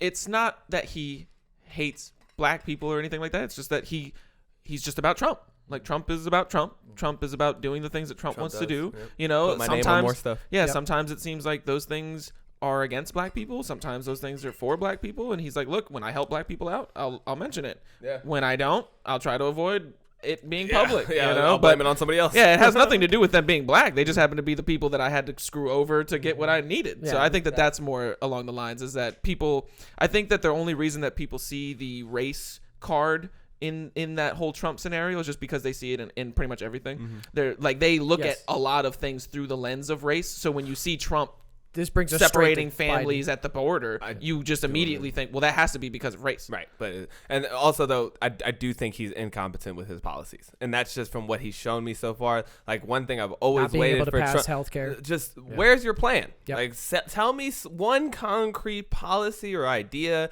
You know, even in like his proposed budget and his economics, like people are like, oh, he didn't really do anything. He showed up, and I've yet to see. He's struggling to get the wall done. He's struggling to really accomplish anything as a president, even with having majorities in both the House and Senate. So, just the Senate, but yeah. Well, the Senate, sorry. So, but he seems to lack policy and plan to me too. Yeah. So that's why I don't. And with this idea of Trump and racism that you were just discussing, it kind of leads into Joe Biden, where he leaned into this, I'm the anti-racist guy, by saying to Charlemagne the God, if you don't vote for me, you ain't black. So it's like you've got Which is one. probably like the most racist thing I've heard from the I can't believe. presidency so far, I said it but in the last whatever. video. The idea that a 70-plus-year-old 78. white man can come onto a show Say that. and start And taking nobody- away black people cards. It's ridiculous. That's to me. that's Yeah. I will Out of say this: pocket both at of minimum. these presidential candidates, Trump and Biden, say and do the most ridiculous, absurd most shit. out-of-pocket This is why shit we were ever. screaming at the Both of debate. them. It's Both. not. We Makes weren't no screaming at the sense. debate because we hate Donald Trump and we want Joe Biden to win. We were screaming at the debate because the two choices that they gave us were shit sandwiches, and I didn't want to eat I them. love how you said that too. That they gave us too, which is very. They gave it to us. We didn't choose Joe Biden. Because there's one thing that is a good little middle segue point too, is that another reason why I don't fuck with the political system is all framing. It's all framing. They position the issues. They position the conversation, and they position your choices in that conversation, and then make it seem like you have some type of real choice or It's an illusion. impact on the outcome. And I don't see that, because then I would be able to choose what the conversation is. I'd be able to choose what candidates and things I present to it. Instead, it's like, hey, this is what this year is going to be all about. We're going to talk about COVID, healthcare, and this and the economy, you know, and here are your two choices. Duke it out, you know, and it's like, And it's like, oh, you need help making your decision? Watch SNL. yeah. It's like, why am I watching SNL for political commentary? Fuck. I will admit sometimes it's funny. Funny, but Well, this is the thing, though, is that whereas me and Rod are completely willing and open to accept the fact that we're looking at the politics, like at politics through an entertainment lens, a lot of people do not. But they are acting that way. That's what I'm saying. Like based won't on their admit it. actions, they believe and engage in politics in an entertainment fashion, which is why celebrities are having a huge voice in it, which is why SNL doing skits is a huge part of it. Like, it's so wrapped up in our entertainment and media centers. Why is it surprising that that's how we all treat it? You know, like, that's how I think that everybody believes that, because Even our I kinda president is a wanna reality TV make star. a quick point about the voting thing earlier. You kind of explained why you don't vote, and my main thing is very similar in the sense that I don't feel like it's really gonna, like, it's a waste of my time basically to vote, because it's not gonna actually get me the benefits that I'm looking for. But more so on the fact that the voting is. Whoa! I just had a total brain loss there. That happened to me the last podcast twice. Why you don't see efficacy in voting? Oh, right.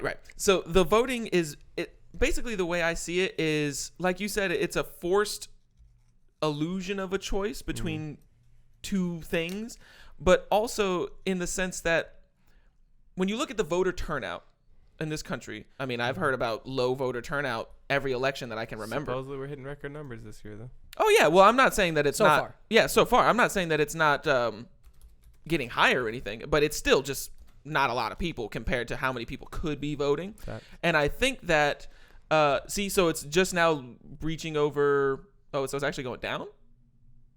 Yeah. Oh yeah. Oh, I thought you were saying it was going up. No, this Went up year. from last year. This year. Oh, it went up from last year. Yeah. I got you. Okay. No, but supposedly it's record numbers of early voting this year. Oh yeah, no, that's we don't record have numbers numbers. of We don't early voting. So Right. more people have early voted. Right, this but if time. you extrapolate that, then you might consider might that be more people are going to voting, vote yeah. in general. But we don't have 2020 numbers yet, though. So That's a it's good like point, yeah. you know, like that's So just over 50% of the people who could vote do Okay. vote. And I think that that's really important in the sense that when people tell me like, oh, well, you need to make your voice heard, I always bring up the statement, have you ever heard of a silent protest? It's very popular. Lots of people have done it over the years. Sure. And I think the fact that we can't get more people to vote means something. And to me, what it means is not enough people see enough value in it to waste their time with the action. So I think that that's really indicative of the system, the two-party system, the forced choice that your guys are talking about right now. I think that plays into that so much because people have literally gotten to the point where they're like, I don't care because it really doesn't matter. Like whether or not I pick this blue tie guy or the red tie guy, it doesn't seem to matter. And I think that that's why people are looking for like we Every need 8 people years of you're gonna color. pick the different one We need anyways. people we need women We because they're more just so like we feel need to unrepresented. we need to switch this up with the people that you're presenting to us. Otherwise, like I think that if like Joe Biden had picked like a male vice president candidate again, like I think that would have turned out in lower numbers next year as well. Like people are starting to feel just completely abandoned by the system because they feel like they don't have a voice. This Dude, is a good thing to talk about with Joe Biden too, is his vice presidential pick, because he came out before he had made his decision and said, I'm going to choose a woman of color. And so what he's doing is saying, I am not going to choose my vice president based on any sort of like merit-based system. How good they are, I how am competent. simply going to do some sort of equal opportunity type thing and just make sure that I'm representing the people I want to represent in this second highest office, rather than say, I'm going to appoint people to my cabinet that are a certain, like any other, like there are other ways he could have done this. You know what I'm saying? Instead, Well, it feels he could have just done it quietly. Exactly. In the sense of just, could've just Kamala Harris chose just happened to be her. the most It's- qualified Yes. candidate, and that's why I picked her. Yes. Facts, you But know, that's the thing idea though is that you're gonna, his people would prefer that he pick her because she's black, because that's what's important to them. It's not about It's not about her. It's not about the competence. It's about the race It's about the fact of- that she's yep. black and that she's a woman. And that's what they like. Infuriating to me. Yeah, and that's the point that I think that you made a good point about being a liberal, that you care about policy. Kyle Kalinske talks about this all the time, and I think he wrongly assumes that that's how most people are. I think that's because most of the people he hangs out with are like that, very intelligent and well-informed people on this stuff. But I think that most people, just every 4 years, they look at the people, they do a cult of personality, how's their family look, what kind of scandals have they been in, and they make their decision based on more of like a character thing. Who do my friends like? Yeah, more of a character thing than an actual policy situation, which is why I'm not surprised to hear politicians never talking about policy, because it seems like that's what we don't care. Most people don't care about. Well, that. even if we care, we don't know. We're not educated. We're not educated enough, and that's the thing, is that politicians, they're all pandering to all of us all the time. Facts. So if whatever you're seeing your politicians doing, that's a good indication of where your populace is at generally, because the politicians are just following the political winds, which is why the gay marriage thing, like I like to bring up the fact that Obama was elected in 2008, he was against gay marriage, talking about how God was in the mix. And then in 2012, reelected for gay marriage. I'll steal the joke. I don't remember what comedian said it, but apparently God got out of the mix at some point. And so, but that was just because there was a huge movement to become accepting of gay rights and stuff like that. So as soon as the political winds changed, every politician changed their mind. Ironic, is it ironic or not that that's not a issue of debate at all in our presidency right now anymore? Anymore, right? It's like that just completely evaporated. It from seems like the we've moved on conversation. to more extreme versions of it, like abortion, with the Supreme Court nominee or the Supreme Court pick. I think abortion's always been kind of on the ticket, though. That's always been it has. I mean, it's still been argued because the opposition to it is extremely fervent in their opposition to it. I think that the people who because it's really the religious people that are against the abortion and the gay stuff for the most part, because it objects to their moral identity, right, and the moral identity that they think the country should hold. Right. So because of that, I think that they shifted from the gay one. I think that they actually care more about the abortion one than they do about the gay one. I think because at the end of the day, killing babies seems more of an issue to deal with, like a transgression than against them. transgression against just humanity in general and our moral code than two people of the same sex having relationships together. I think that maybe not consciously, but kind of subconsciously decided like, okay, well, abortion's going to be the hill that we're going to die on. yeah. Like, we're going to have to give up one of these. And this is why I don't like when people bring up the idea of like, oh, well, Amy Coney Barrett's going to repeal the abortion thing. Like, that's been a law for 45 years. The legal ramifications that would come about from overturning Roe v. Wade or overturning, I can't remember what the gay marriage one was. But overturning those that's not like a simple thing. It's not like Amy Coney Barrett just comes in and like, oh, we got 5 votes, so we're going to go ahead. First, a case has to come to, and it's very unlikely that a case is going to come up for it because you'd have to be an extremely idiotic and extremely rich person to pull a case like that all the way back up to the Supreme Court. Sure. Because it's very unlikely. It's never been done before in the history of the Supreme Court. To my understanding, there are cases waiting to be adjudicated. Like waiting for... Well, there's a timeline that comes up. So maybe there are. I don't know every case that's coming up. I know that the most recent or the newest one that's coming up is the Obamacare one. If I'm remembering that correctly, I think that's the very next case. I can see them going after it and then coming right back because that's one thing that happens, right? Like, so you pass Obamacare and then I come back 8 years later and I repeal it. You know, so 8 years later, maybe. Pass, If somebody were to, for some reason, if the Republicans were able to pull off this Roe v. Wade thing, it would only be a very short amount of time before Democrats retook control and then repealed that immediately. That's true. So I think that because of how much, I mean, I don't know much about the law and judicial system and stuff like that, but from what I have heard and watching interviews and stuff from justices and judges and stuff, they seem to take precedent very seriously. Sure. Like, precedent is a huge thing. Sure. And it would go against, like, to reverse 45 years of legal precedent at the highest court in America.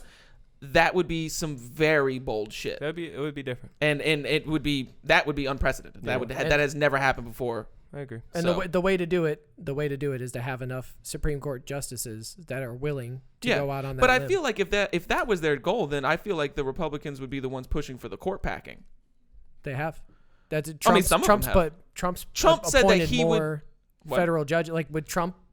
Look at how many judges Trump has appointed since he's been in office to federal positions. Yes, but the Trump appointing judges to federal positions, it's not like he added federal positions for judges to be on. Those are open positions that he has to fill. Yeah, and I'm saying like he's filled them in higher numbers than anybody previously because That's he because understands more seats have come open in his presidency. That's what I'm saying. He's not adding judges. He's giving positions to judges to fill the spots that are already there. They're not coming up with more judicial judge seats for them to fill. He's filling the seats that are open. And it just so happens that his presidency coincided with a lot of judge seats going away. I love that this conversation is very indicative of how our election is going. Talk a whole bunch about Trump and be real slow to get the yeah, that's a great point. We've literally been trying to focus on Biden and we can't. We literally can't. It's so hard. It's like the whole time we're trying to talk about Biden, Trump is just over here going, you just lost the left. And I'm trying to fucking talk to Joe Biden and all I'm getting is Trump over here. This is why I think Ben Shapiro was right. In the sense that whichever one of them has ended up talked about more, that person's gonna lose.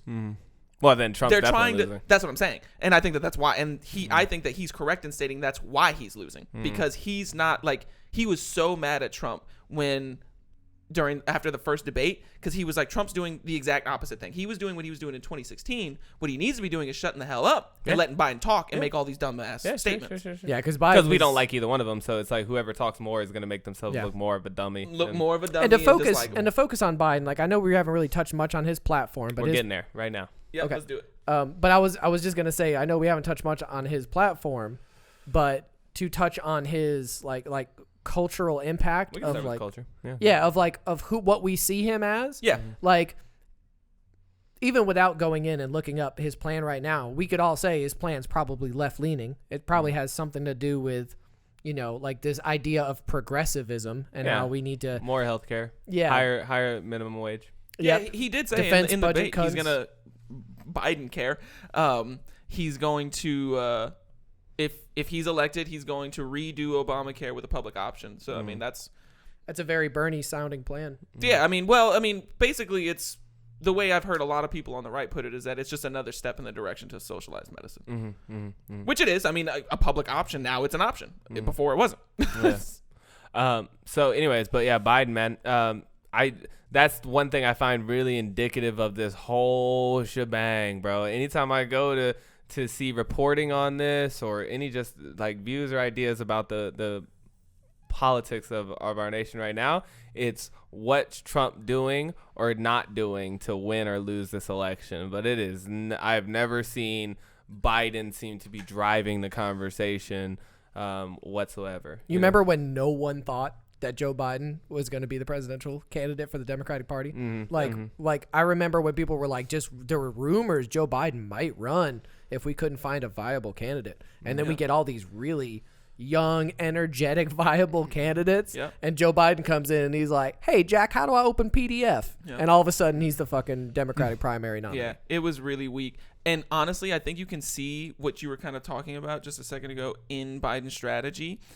Even when he gets asked about the court packing thing, his whole response to that question has been, oh, I don't want to talk about that because that's what's going to be in the headlines tomorrow instead of what Trump is doing right now. That's literally Deflection. his response. He's deflecting to Trump. He's like, let's not talk about what I'm trying to do. Let's talk about what Trump is doing because he knows that he's really not going to say anything that he's going to do that's going to be like groundbreakingly awesome that everybody wants. Yeah, he doesn't have a policy proposition that is That going to make people are someone gonna like buy me into. or you Yeah. go, So- holy shit, That's- did you hear Biden's plan about healthcare? So that's literally in Exciting. and dude, up to the debate, Biden's campaign had a lid for 7 days, if I'm not mistaken. 5 to 7 days, if I'm not mistaken. Either a business week or a full week. And a lid is where basically the entire campaign does not do any press.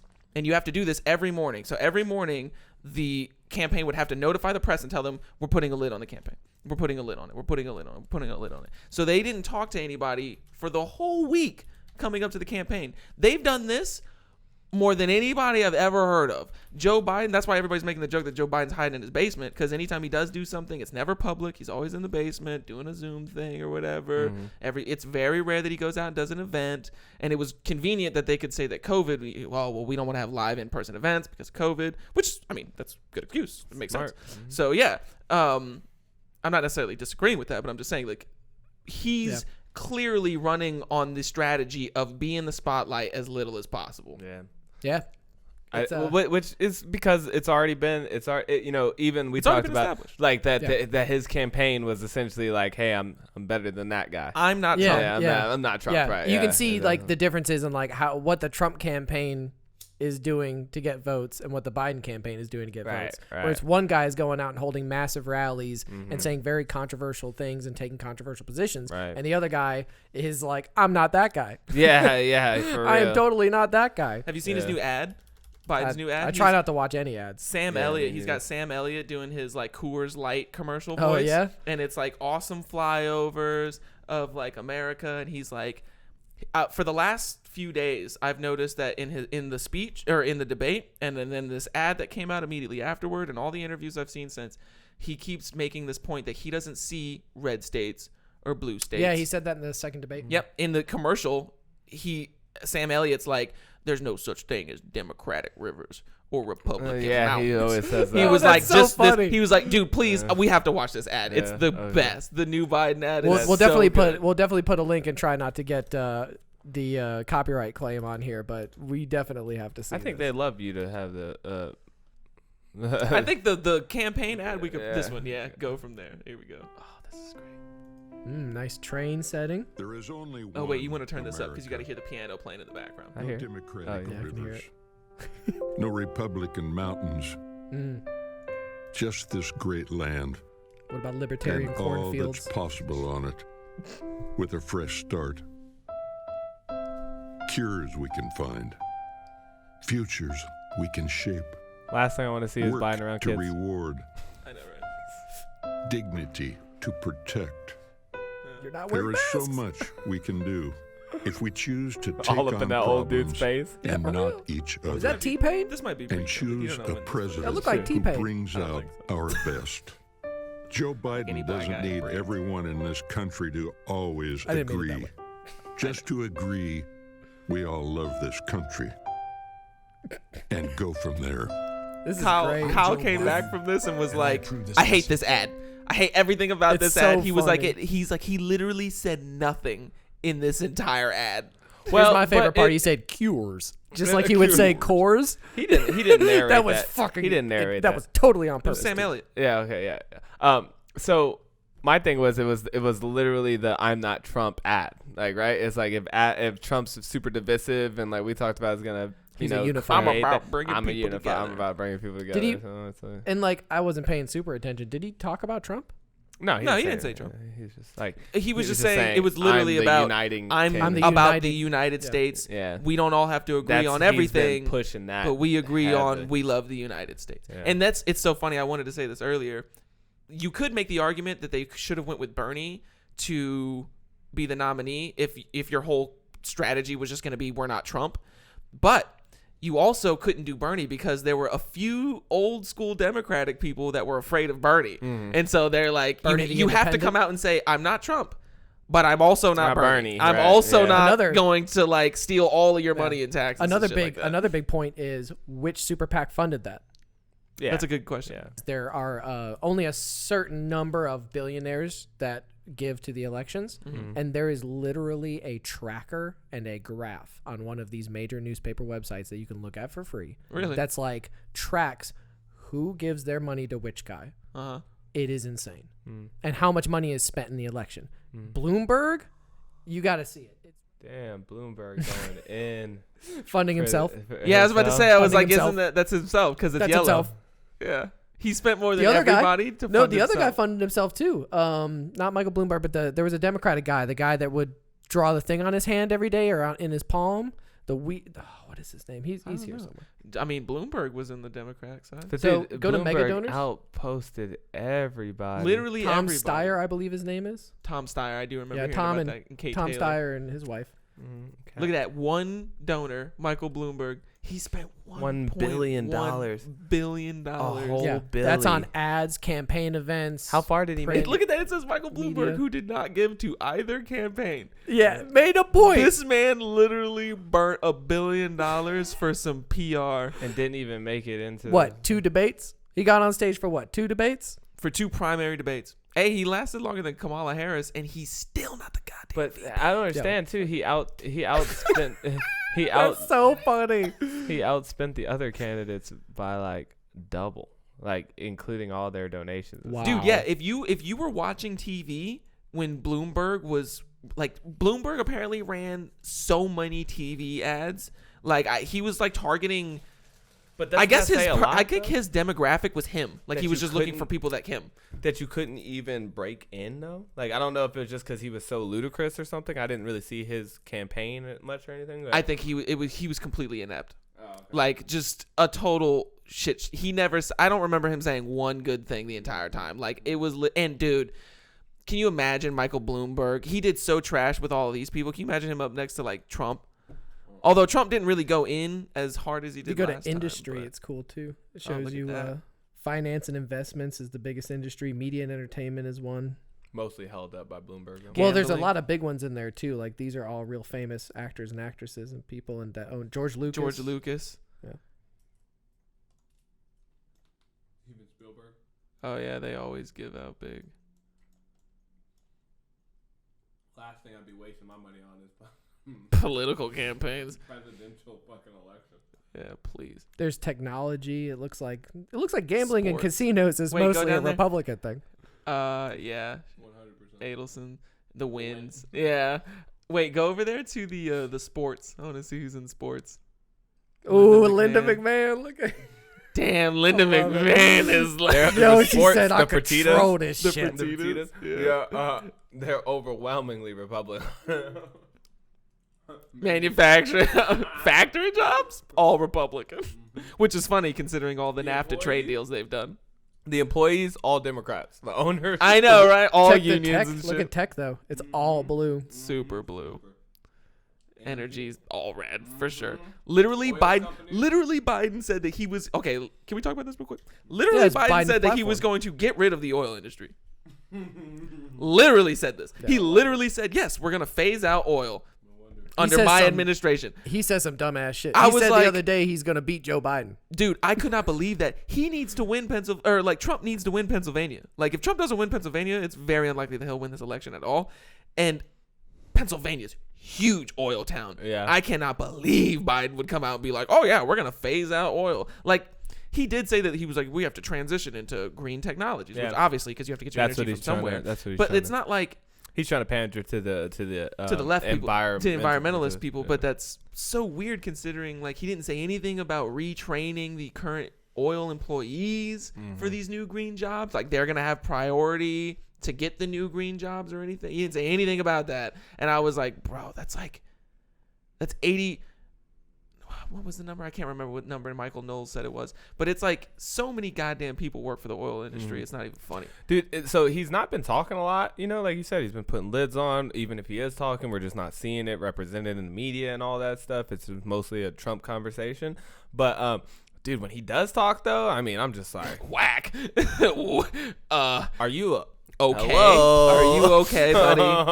Like, I'm not going to go. Do you need some help, Mr. Biden? Wake the Yeah. fuck The up. fact that some of these people are being like, oh, he's definitely got cognitive decline or dementia. And I'm like, well, I'm not going to sit here and try to make I a don't medical think that, diagnosis. yeah. I think he's just the old guy losing his marbles a little Yeah, bit. a You know, little he's bit. just not losing his marbles like going crazy, but, you know, Yeah, he's a little loose. his synapses just aren't there. He's a septuagenarian, He's a 78-year-old man. Dude, you know, it's just hard to be witty and quick and, you know, on your toes at Yeah. 78. I just Yeah. don't see it. You know? He's older than George Bush, who we elected in the year 2000, and Bill Clinton, who we elected in the year 94 or 96, something like that. 92 the first time, and then 96 again. I don't know. You're Something asking like the wrong that. guy. Anyways, he Not is voting older. guy. Joe Biden. I wasn't even interested in this shit. Like, He's older, Joe Biden, I than wasn't both even alive. Bill Clinton and George Bush. It feels like You have to Bernie volunteer. was. yeah, yeah. Nobody that's wants to fucking true. do it. It Yeah, feels that's like true. Bernie was this wonderful, authentic person. Yep. And then Joe Biden is like the Bernie we have at home. Like, I want to buy a Bernie. And mom's like, no, we got Bernie at home.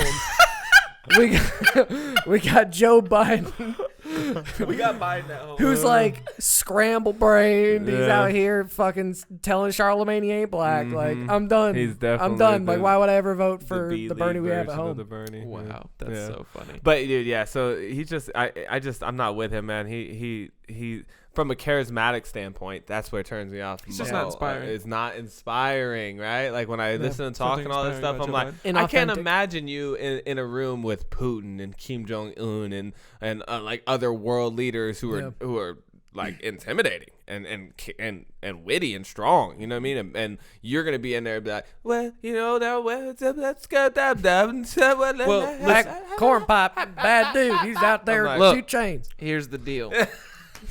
Here's Okay, the deal, Jack. so look, this is the problem right here. Hey, listen here, fat.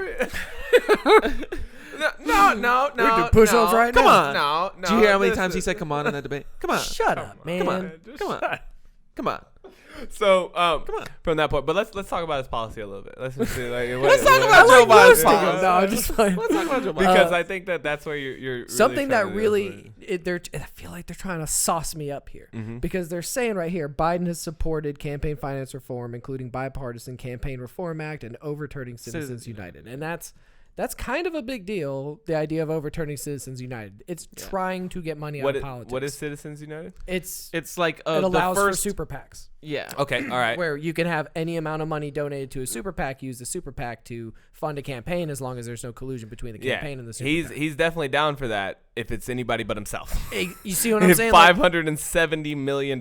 there are Democrats out there, and I'm not from the Democratic Party. I'm not pro that, but there are Democrats specifically who have said we will not take PAC money. Yep. Yeah. There is a whole grip of them. Yeah. People who fund their campaigns through like the way Bernie did for the most part.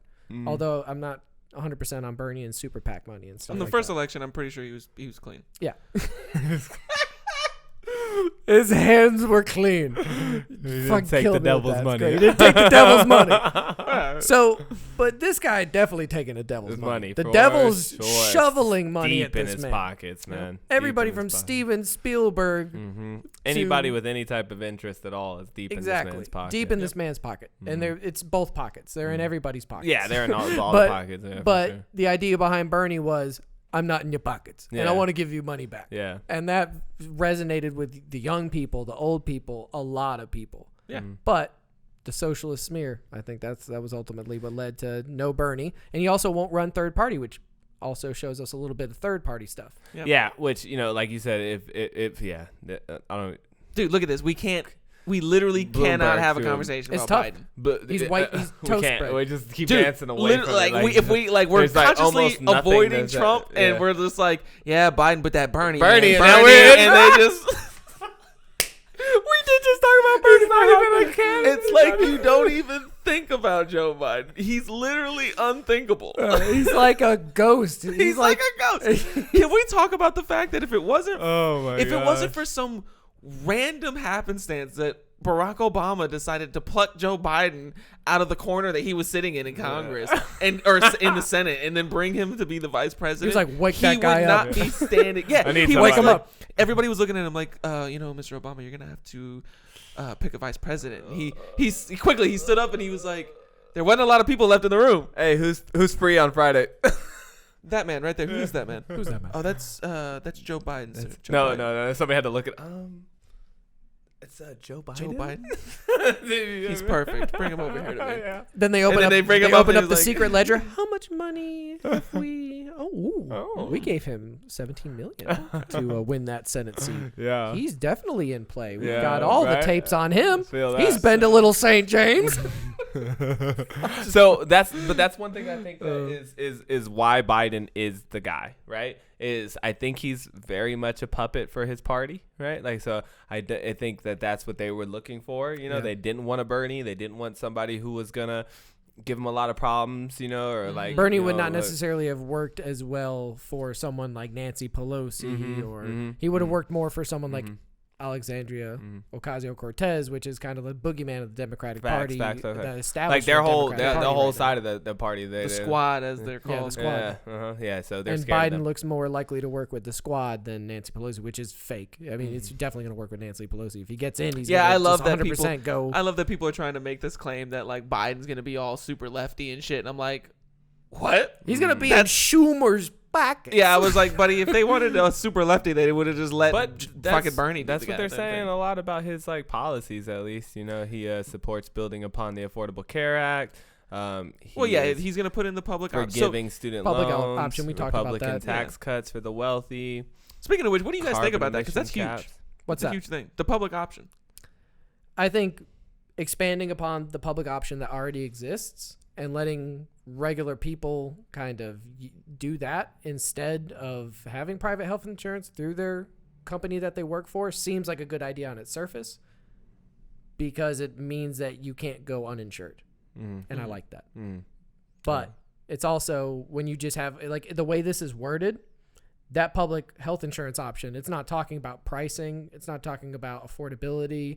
It's in the name Affordable Care Act, but unless it's like, I can go to the doctor and be like, yo, I'm homeless and broke and I just got hit by a car and like my leg's broken, and they're like, well, here's a bill, like I think that what is indicative of this conversation is what you pointed out earlier about how come people in Medicaid aren't being afforded the same like level of care as the people who have private insurance and stuff. And we're going in on that. Imagine what the public health option is then. You know what I'm saying? Like, well, it could just be like, here's like you got to buy it at Walmart and it's called this thing and it's like 20% cheaper than everything else, but it's still some portion of your income. Like that's what it sounds like it would be to me when you say affordable health care and a public option is some slightly privatized, but it's government funded system like SNAP or EBT or something like that, where they're working out some deal to get it cheaper. Yeah, from to get it super like a cheap ass phone plan. You know what I'm saying? Have you ever seen an Obama phone, or just like a phone that the government gives you? That's what it it's feels not like. an iPhone. I'll tell you. Yeah, that that's what it much. feels like to me. And Is it's just that's what it private. is. It's private corporation light. Yeah. And, That's what it is. Yeah, and that's not free healthcare, and that's not what Bernie was really all about. Bernie was Well, more I just think that about- there's something to say about the quality of healthcare too, right? It's like you don't want just healthcare. You want You good certainly don't healthcare. want free healthcare. There's no such thing. Yeah, that's what Even I'm if saying. with a public option or universal healthcare, I mean, somebody's paying for it. I mean, you're paying for yours or everybody's paying for everybody's, but somebody's paying. But definitely for sure, you don't want free. Health when it comes to your healthcare, that would be the worst. I mean, just think about the kind of food you get when it's for free. Well, that's what we were talking about. I was going to use that same example with the time where we're like, should a cheeseburger cost 99 cents? Like Right. maybe it should be a little more, you know? I am scared to see how they decompress your healthcare in order to create this a super affordable option. Yeah. So I don't know. What scares me about that, honestly, I was actually probably more pro that idea until today. But hearing about how much we're spending in healthcare, like more than everybody else, 3.5 trillion. Yeah, 18%. And then for what we're getting in return, like you said, like it's like what? And then so I don't see how increasing our government spending on a program like that is going to make it better. You know, I I agree. don't see that. So This public option seems like it's not quite the. I don't know if we quite have the answer out in the culture yet. Like I don't No. know if anybody's come up with the answer yet. Yeah. But I hope that we can someday figure out a way to where if you get sick, you don't go bankrupt. Is Facts. just that's just to me. but that's the what basic seems understanding of it. seems to be the real problem, right? It's not whether or not it's that healthcare seems to be too overpriced. You know, it just seems that way. It's costing America too much. It damn sure costs me as a personal health insurance literally. is fucking expensive. Yeah. You know what I mean? And I then- tell you right now, I literally think that it's actually in the incentive problem. I think that that's the reason why the healthcare system's fucked up, because the incentives for that industry are just not really that good. Yeah, Because just keep you sick. well, keep you to eating pills. satiate your symptoms of being sick. Right. So Yeah, like treat never the- treat curing the- you. And exactly, so that's treat the the side problem is effects. like if our health system was geared towards keeping people from being sick in the first place, then it would actually be really cheap. Yep. Because you wouldn't have to Preventative pay medicine. for anything because Yep. you'd be doing preemptively. If you're taking care of yourself, those things are cheap. Working out's cheap. Eating good is cheap. Sure. Like don't let people lie to you. Like that shit's cheap. So it's the dying part that's really expensive, or well, the preventing Stopping, yourself yeah. from dying. I mean, studies have shown over and over every single year, almost everybody, but averagely, you can do it by average. The average person spends 90 to 85 to 90% of their health insurance costs or like healthcare costs in the last 2 years of their life. Just postponing the inevitable, death, basically. yeah, for sure. Where if you could just add on 5 to 10 more years of your life by living it in a way that's more healthy from the jump, but our government doesn't promote any of that stuff. Yeah. Like, where's Or the if you government about? deflated the price of being in the hospital for a prolonged period at the end of your life. So But that I you don't want to do that lose- because you're not. Price is important. Price is not arbitrary. You Yeah. can't just set But prices. this is where I'm fucked with that though too. It's like, why does a pill cost $700 in America that you can get made in India for $2, right? well, you brought And it up. so- It's the FDA. Yeah, exactly. It's so the test like, and the making sure that not, it's safe. It's not just that price is price. It's like that No, price is price. and- We're paying for having a system set in motion that checks our drugs for safety before they're allowed to the public. And so you have to pay a lot of money for that because it's a really strict But fucking this is test. where I think that Trump gets it bad. Well, Republicans in general, right? Is because then who decides what's safe, you know, Right. and what's not safe, and Right. what level at which it's safe. And then are they doing that, or are they protecting the Pfizer so that they can make their profit Yeah, margins, right? Because there's right now laws that say, well, if I develop a drug and create a drug and do all that stuff, then I get priority in the market for 20 years or some shit like Yeah. that. It's like you know, it's like a it's copyright it's law their for- it was their way of working in an incentive to start working on the drug preemptively. Facts. That was Because- their way of doing it. Which it seems like a good idea, right? But then that's when you get the company takes advantage of it. They're like, well, we're the only people who can sell it for 20 years. Then it'll Like, be expensive then as it's gonna fuck. be as much as I fucking want it to be. Right. You know what I mean? And then so then it backfires and shoots you in the foot. So Even when they end up making heroin and realizing that people get addicted to it really easily, Yeah. they sell it hand over fist and then celebrate and have Facts. fucking Christmas parties Facts. with bonuses and shit Yeah. based on the fact that these West Virginians are dying. Mhm, Not just West Virginians, it's opioid Epidemic. opioid epidemic affects everybody. But I'm just I- making the dumb West Virginia trucker hat joke. I That's for personally everybody think back that things like that are aided by the government. What government calls help ends up being aid to these organizations that, you know, don't really give a shit. You know, like they're not there for public service. You know what I'm saying? That's So, the problem. Yeah. Right. It's like Everybody your thinks that government's supposed because to they're be- working with the government that it's public service. Yeah, And but I'm it's like, these not. are private companies. The government's not making drugs. This public They're option is going buying to it make from a somebody million else. private companies rich. Oh, yeah. Facts. Super, 100%. super, And super that's they're where when I gonna- see they're that, gonna I'm like, fight yeah, public wars option, over but- who gets Literally to a be that public public option. A public option is like they're gonna have a bidding war for who's gonna get That access contract to war. tax money, basically. Yeah. It sounds like It's that, guaranteed money. but within the military contractors, there's zero bid. So I don't see that being No, any it's- no, different. not It's bid about as as in much with bid as money, your vote, but you know? like But bidding I'm saying, as like- in giving them. So you do some favors. You give me the Oh, contract. bidding, yeah, Bidding, like I not got you, bidding I with got you, money, I like got you. who Because I've can- heard of that who's gonna before. woo me the Contractors most? bid. Yeah. Yeah, But that who's doesn't gonna work woo that me way. the most? Yeah. Okay, you woo me the most. I got this golden You know, ticket I here got and this I'm not awesome good. yacht. It was a gift. It was a gift from a friend of mine. Yep. I give you a contract, which is a license to print money. Yep, exactly. So that's where I'm at with the public option. I don't think it's. I mean, like obviously we're looking for healthcare reform. Like you know what I mean. I Right. think that's Good something ideas. that's we're looking for, man. And you Plans. know, I don't like the way that the right tends to just shoot everything down. Like no, that's dumb. You know, like it's like. You know, Yeah. it's somewhere in there. It's somewhere in Somewhere there. in It's a this balance idea, between the yeah. two. Past that too, he supports decriminalizing cannabis on a federal level and supports the state's right to legalize it on a state level. I don't really know who's out there really disagreeing with that at this point. I would rather not. Well, just Trump's definitely not going to decriminalize do it. that. Trump's not gonna do that. No. No. And just mostly because, like you said, like if the people who are against it are probably on his side. You know. Well, I just think that it's not something that's really in his purview. Like, Yeah, he I just think doesn't Biden, care. it's really not in Biden's purview either. But as we said, he's just a puppet for multiple different parties Right. pulling at his strings. And so he's just, but like that's what I see here. I just see a bunch of spitting of like, what you know, we're gonna do what the Democratic Party normally does. You know what I mean? with a little bit of Wall Street. Yeah. Well, we're gonna just flirt. We're gonna flirt a little bit with the, you know, the pharmaceutical companies. Yeah. You know, and the I military think contractors. we're gonna give you the public option. We're gonna give you the lefty stuff, just not the way Mm-hmm. we're gonna give you Yeah. the lefty stuff that we put together. It's not gonna be your stuff. So this is We're where not going to let Russia fuck us, but China's going to give us a pretty good foot job. That's a Hunter Biden joke for the conspiracy theorists. I think it's really gonna come down to the COVID thing, man. You know what I mean? I think that's where it comes down to. It's like, you know, is yeah, the whole tie-dye drop. There. Yeah. But I think it's gonna come from that, man, because that's one thing you look at when you say something about like who's gonna give you more health care and not health care. You're starting to think, okay, well, damn, I might be really sick here soon. Yeah. And under Trump, like I might not ever get help. Before the election, they might just come out and be like, here's $1,200. Yeah, Vote for us. remember, yeah. Which is also kind of fucked up. Yep, they're literally holding the But- relief money Well, hostage. I'm saying like both sides do fucked up shit, but Yeah. I'm just pointing out this specific case where it's like, Jesus, man, they got this. They might. They got this money because they already gave a lot of people $1,200 in one shot. I know I got my Trump bucks. Yep. So it bought this hat. No, I'm just playing. But back to my funny point.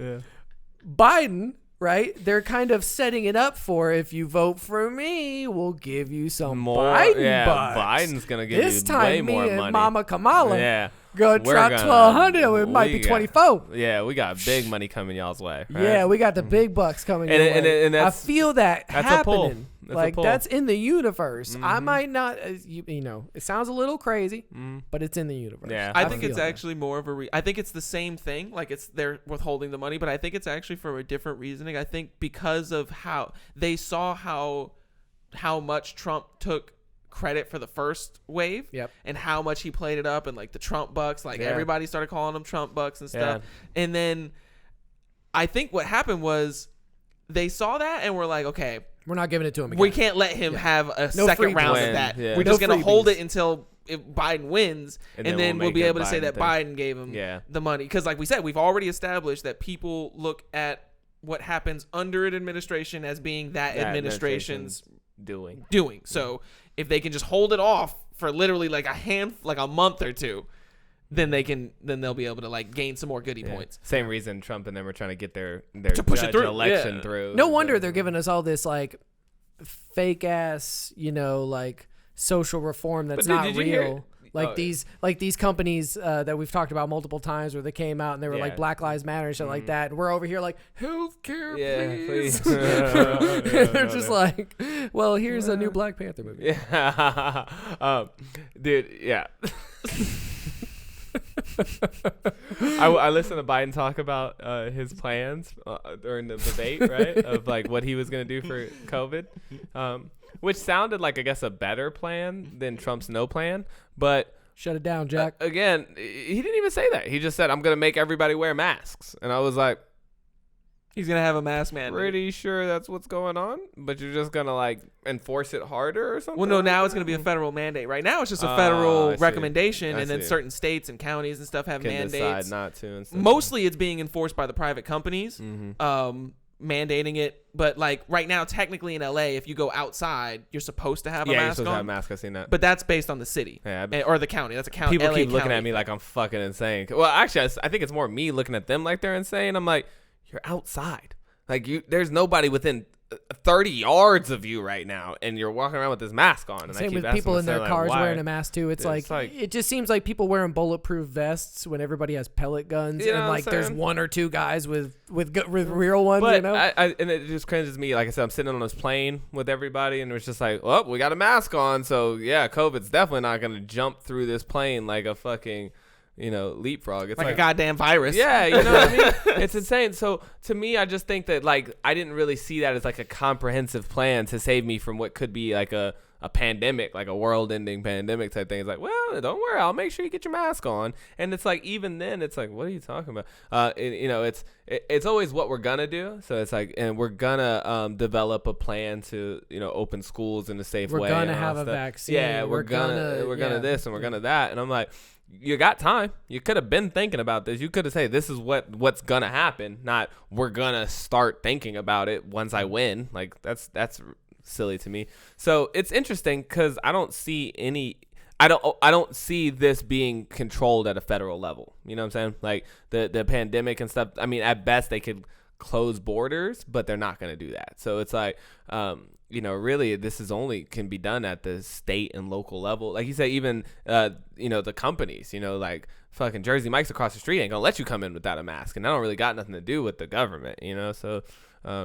It does and it doesn't. Like, I guess so. It does because the only reason, I'm sure certain businesses would still want people to wear masks and they'd have their employees wearing, like I'm sure Whole Foods would do that. Yeah. Even if but under the rules of them being open the way that they are, True. And a lot of them have gotten some of the PPP money for payment protection and stuff like that. So to legally have that money, you have to have signage and enforce the rules of people wearing masks. This is why when I was in Colorado, building occupancy and right. things This like is why that. when I was in Montrose, Colorado, even though literally not a single person in that bowling alley had a mask on or what seemed like even had one on their person, they had to have the signs posted around and on the front door that said you have to wear a mask to come in here because legally to be open and getting the money, you have to have those things posted. Yeah, sure. So it really comes down to like it's illegal, but unless somebody from the city walks in here to like inspect if we're enforcing it, it's really not that big a deal. And state by state too, being in North Carolina during the pandemic, I saw how the Kroger-owned Harris Teeter was like,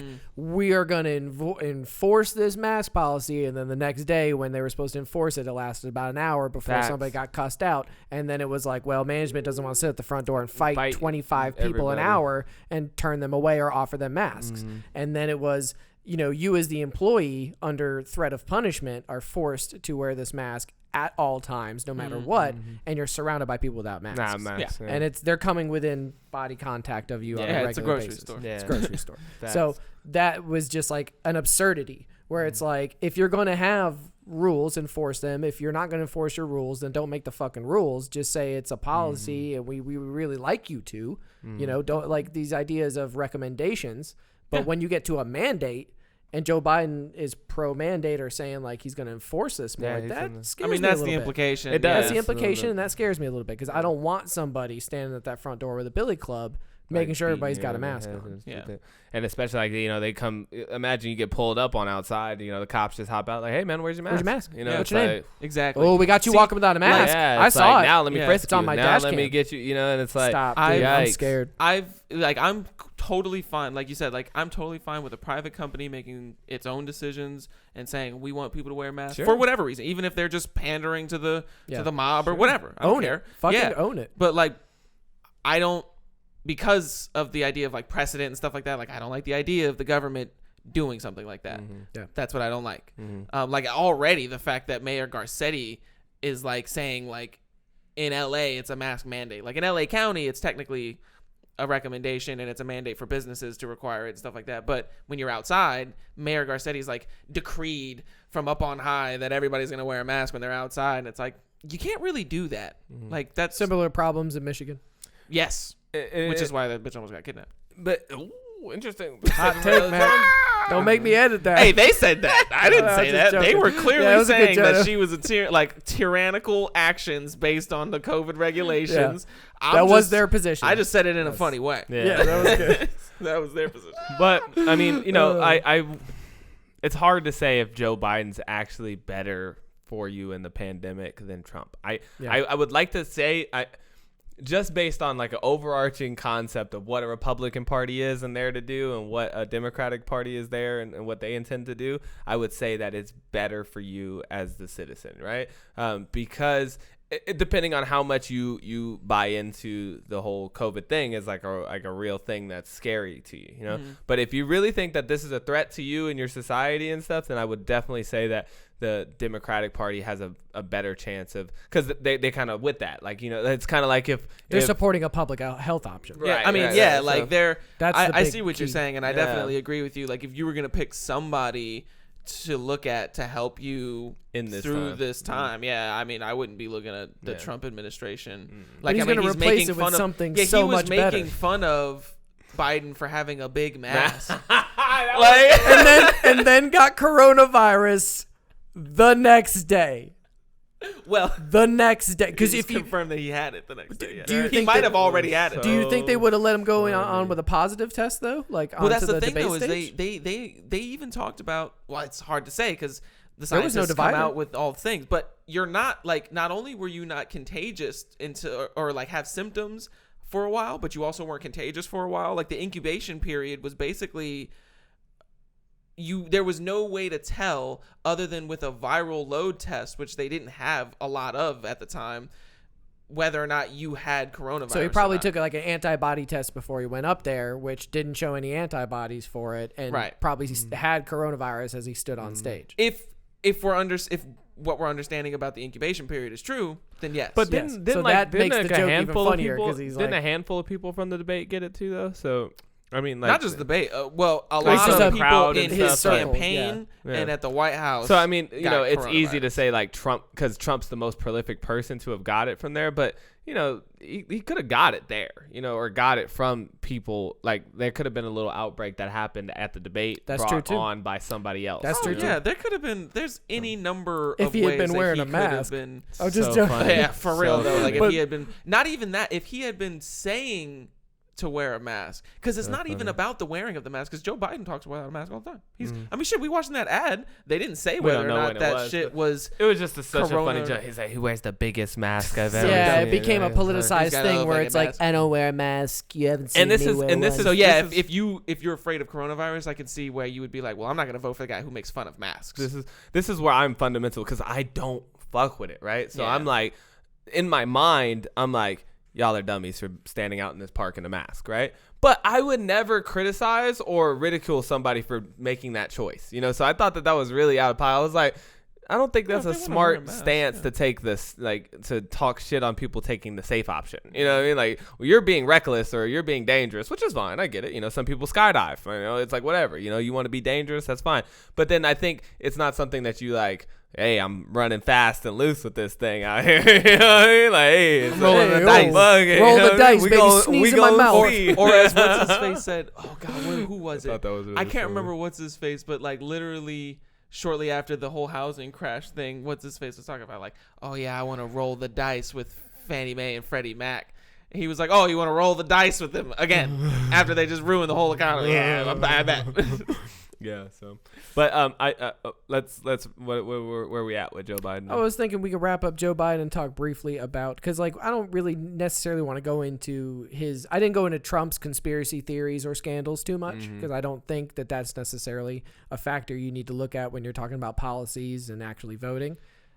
So here I will briefly want to mention the Rudy Giuliani angle, where the president's personal lawyer and former mayor of New York City, Rudy Giuliani, not only leaked a bunch of information about Joe Biden's son that is very damaging and looks to be very real, and like I said, just damaging to the Biden campaign in general.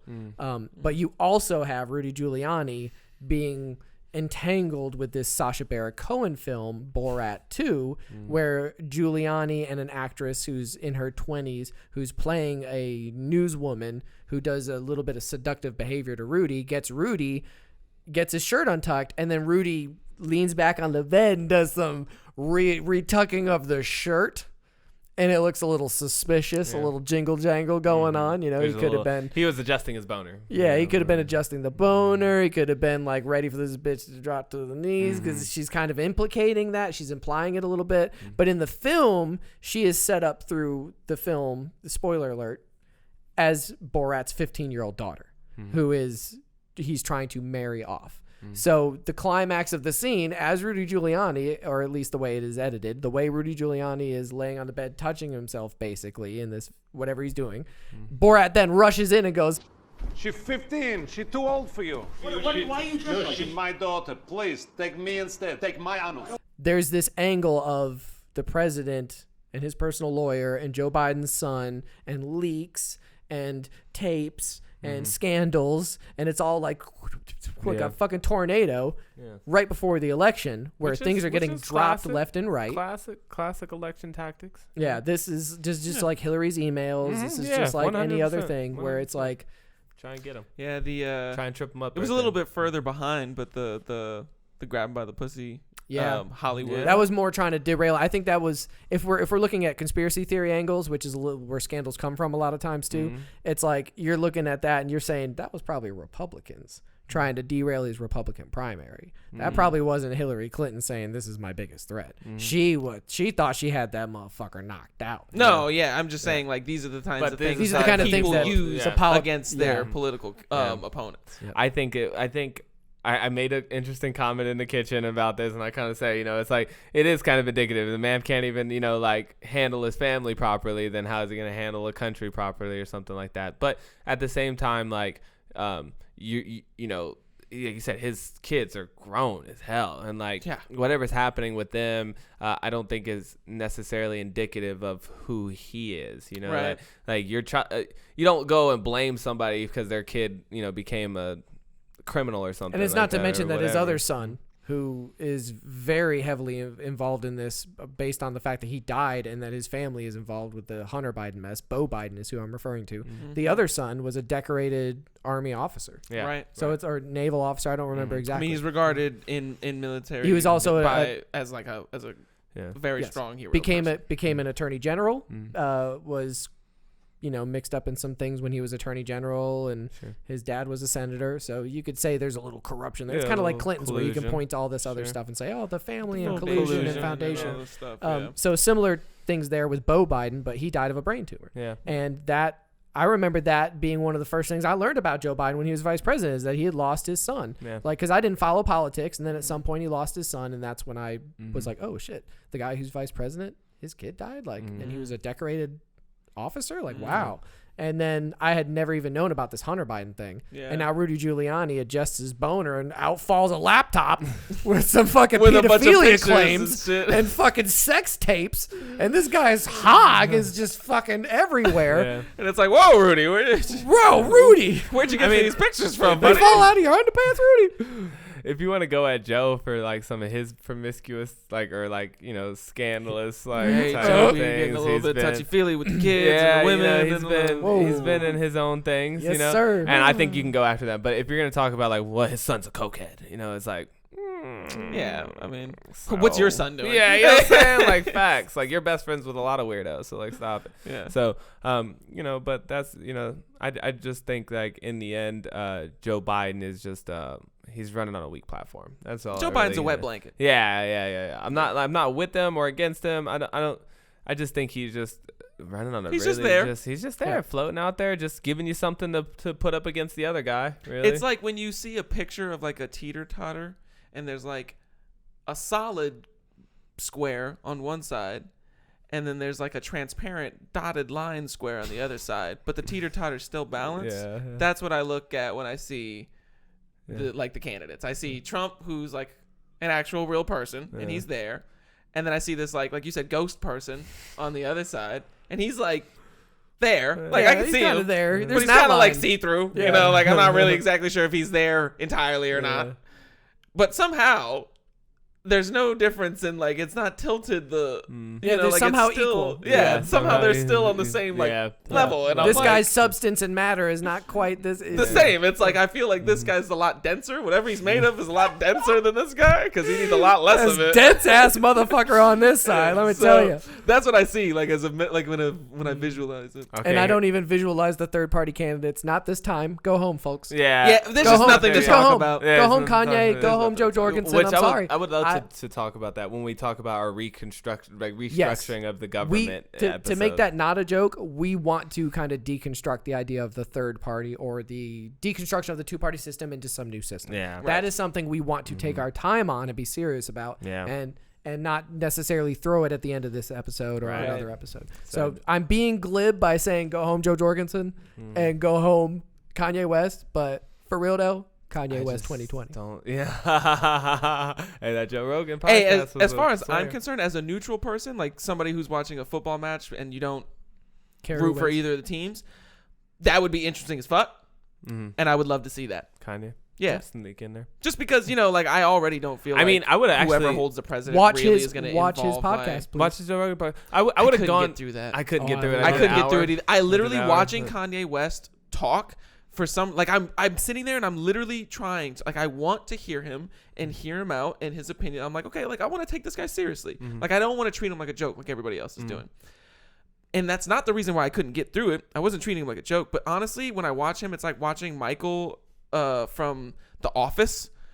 Like, he's so cringe. I can't fucking stand it. I cannot watch this man express his emotions for some reason. And I'm not angry at him. I'm kind of angry at myself. I'm like, why can't I watch this man talk about his life and shit like that? Why is it that whenever he opens his mouth and it's not rap lyrics, I just like, I can't listen to this motherfucker. Yeah, that's so funny. I don't The know Michael why, but I Scott- just cannot listen to this motherfucker. so funny. Yeah, but he didn't even take his candidacy serious, so I can't really take it serious either. You know, like, he showed up late. He ran like two things or something. And He threw his apparently, name out the I ballot. made it through the first couple of like maybe 5-10 minutes, and he was saying that how in 2015 he was wanted talking to about run. Correct. running in 2020, and I was And like, okay. And the point I want to make about But that you is still didn't show up with like a plan. Like Michael Bloomberg spent more money than you. Yeah, come on, Yeah. nigga. Like, woo. here's where I want to get with that too. If you look at it like decoding like an ancient prophecy, it's like in 2015 he said, I'm going to run for president in 2020. Yeah, He did not say he was going going to. win. That's a good point. He just said, And he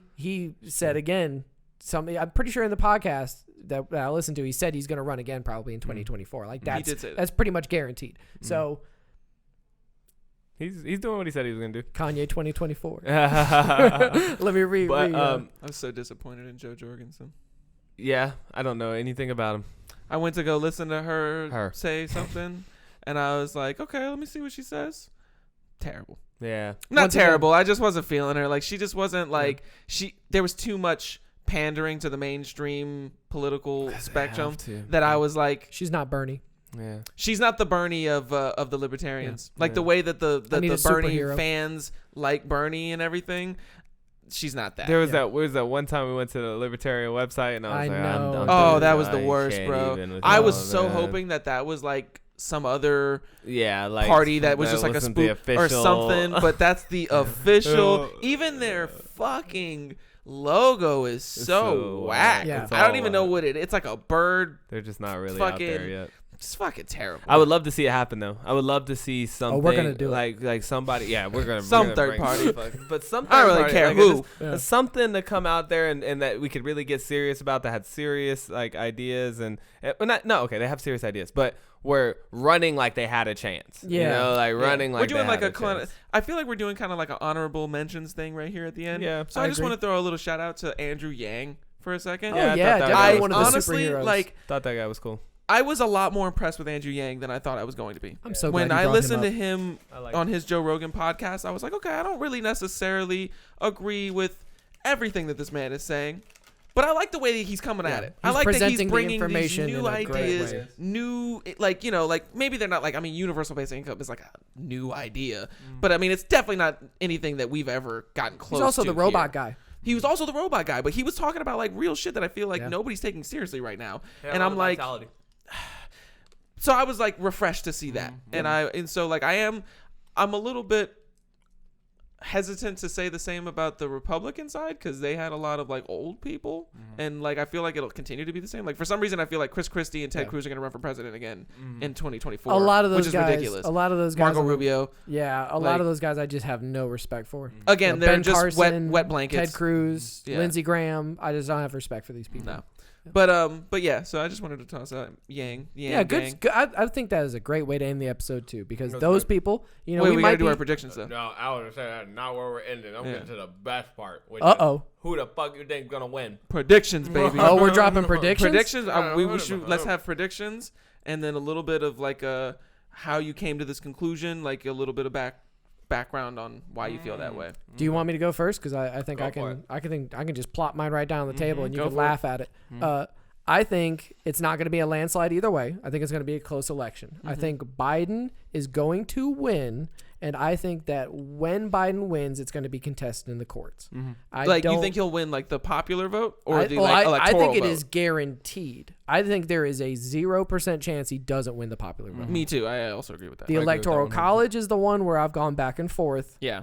I think that the anti-Trump vote is going to outvote the Trump vote just enough to where Yeah. Biden is going to win the electoral college by a thin margin, and then it's going to go to the courts.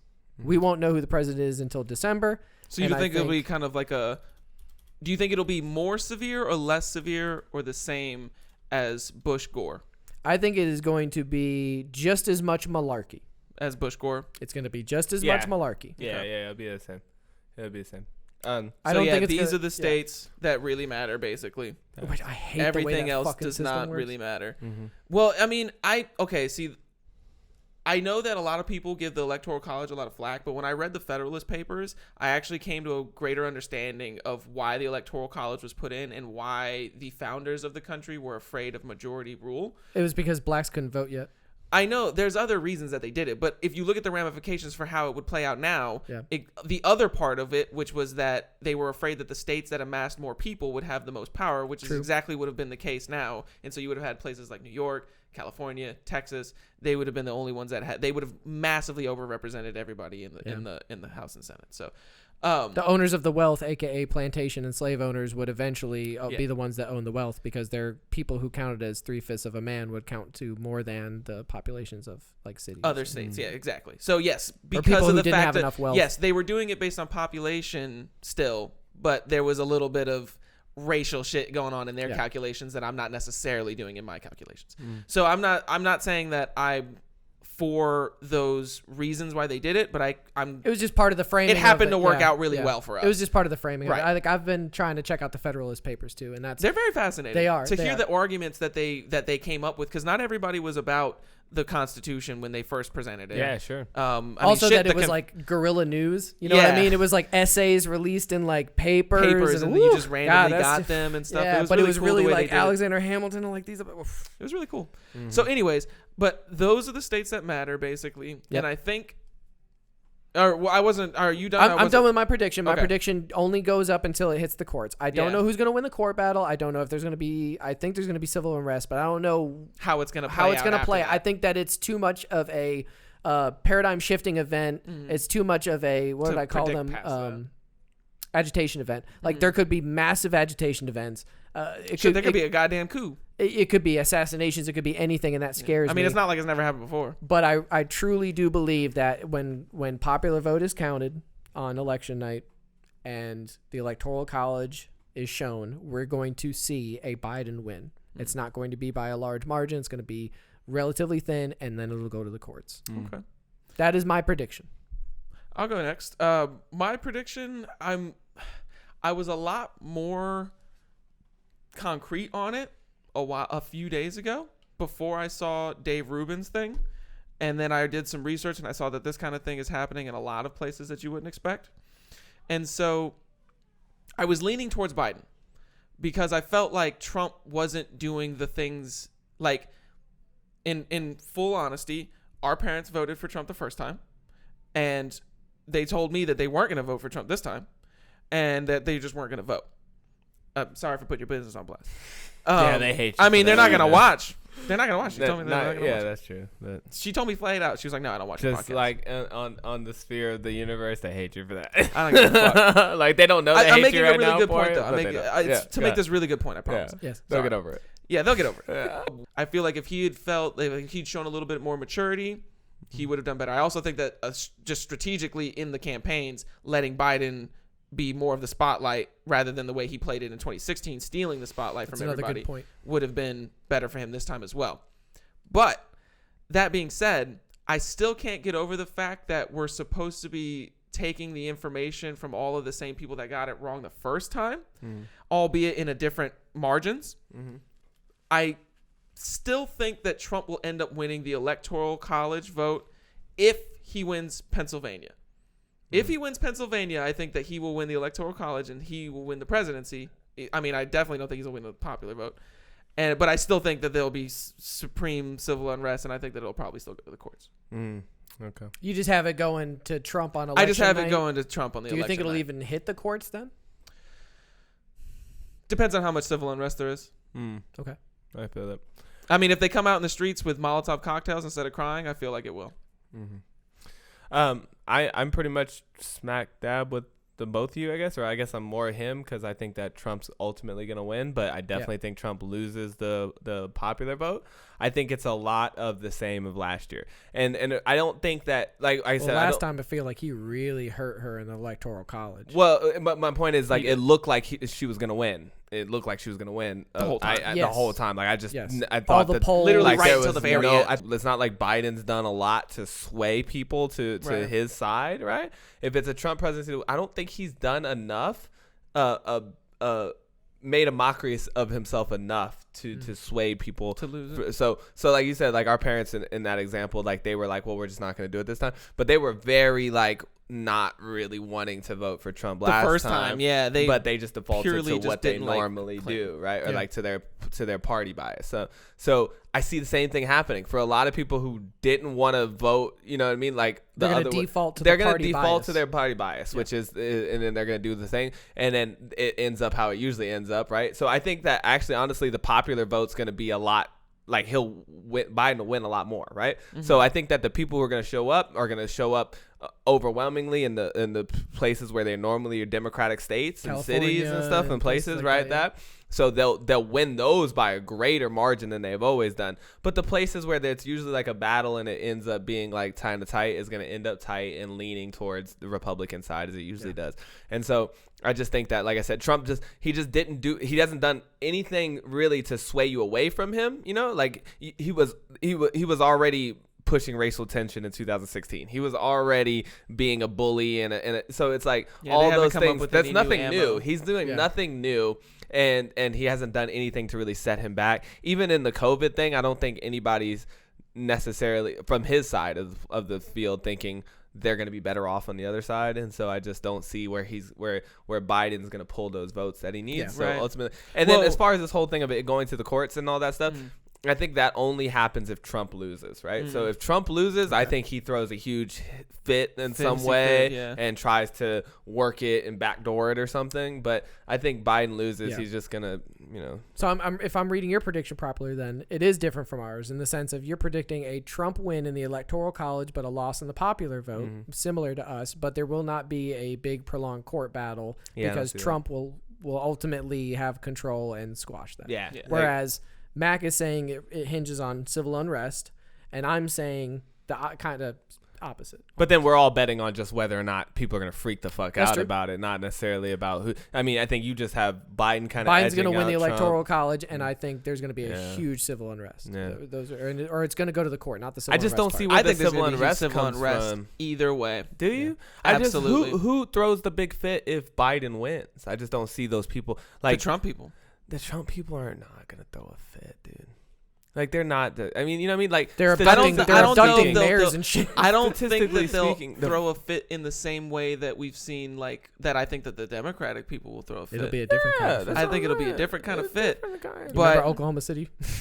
So that's my point. Is like I don't think there'll be civil unrest. I think that there'll be like Agitation events? No, the heads, like you said, they'll be like, let's take it to court or whatever. They'll try and fight it from a legal standpoint or some shit like that. But I don't think people are gonna flood the streets. Heads will prevail on that I don't. side, I don't like- because look, there's some far right like nut jobs, right? But they're small. Like that party's Not a lot of small. people, yeah. The far left is kind of large, you know. Yeah. And like I think that could be argued either way. okay, fine, Having studied like some. Well, I mass think that shootings we and can't stuff. okay, the say- people who are more likely to go protest is what I'm saying. Like Yeah, Yes, like go yes. out and riot and, Yes. and 100%. burn Agreed. buildings Like, and stuff. Yeah. Agreed. who's gonna do that? sure. It's White like people in the suburbs that vote oh, Trump you are know not what I mean? protesting. Like they're like, Right. oh, They're shucks, honking. we Well, lost. even when the They're far right honking. groups, even when the far right groups come out, a lot of times Small. they'll get permits. They'll do like they'll block off plate. We're just Yeah, gonna march around this facts, block. yeah. You know, like they typically tend to do like their justice, and then they don't shy away from starting some trouble if it shows up. You know, like if the Sure, Antifa they'll- boys show up, they're gonna they'll they're gonna fight bite you heads. and, yeah, But shoot you. but the Antifa guys,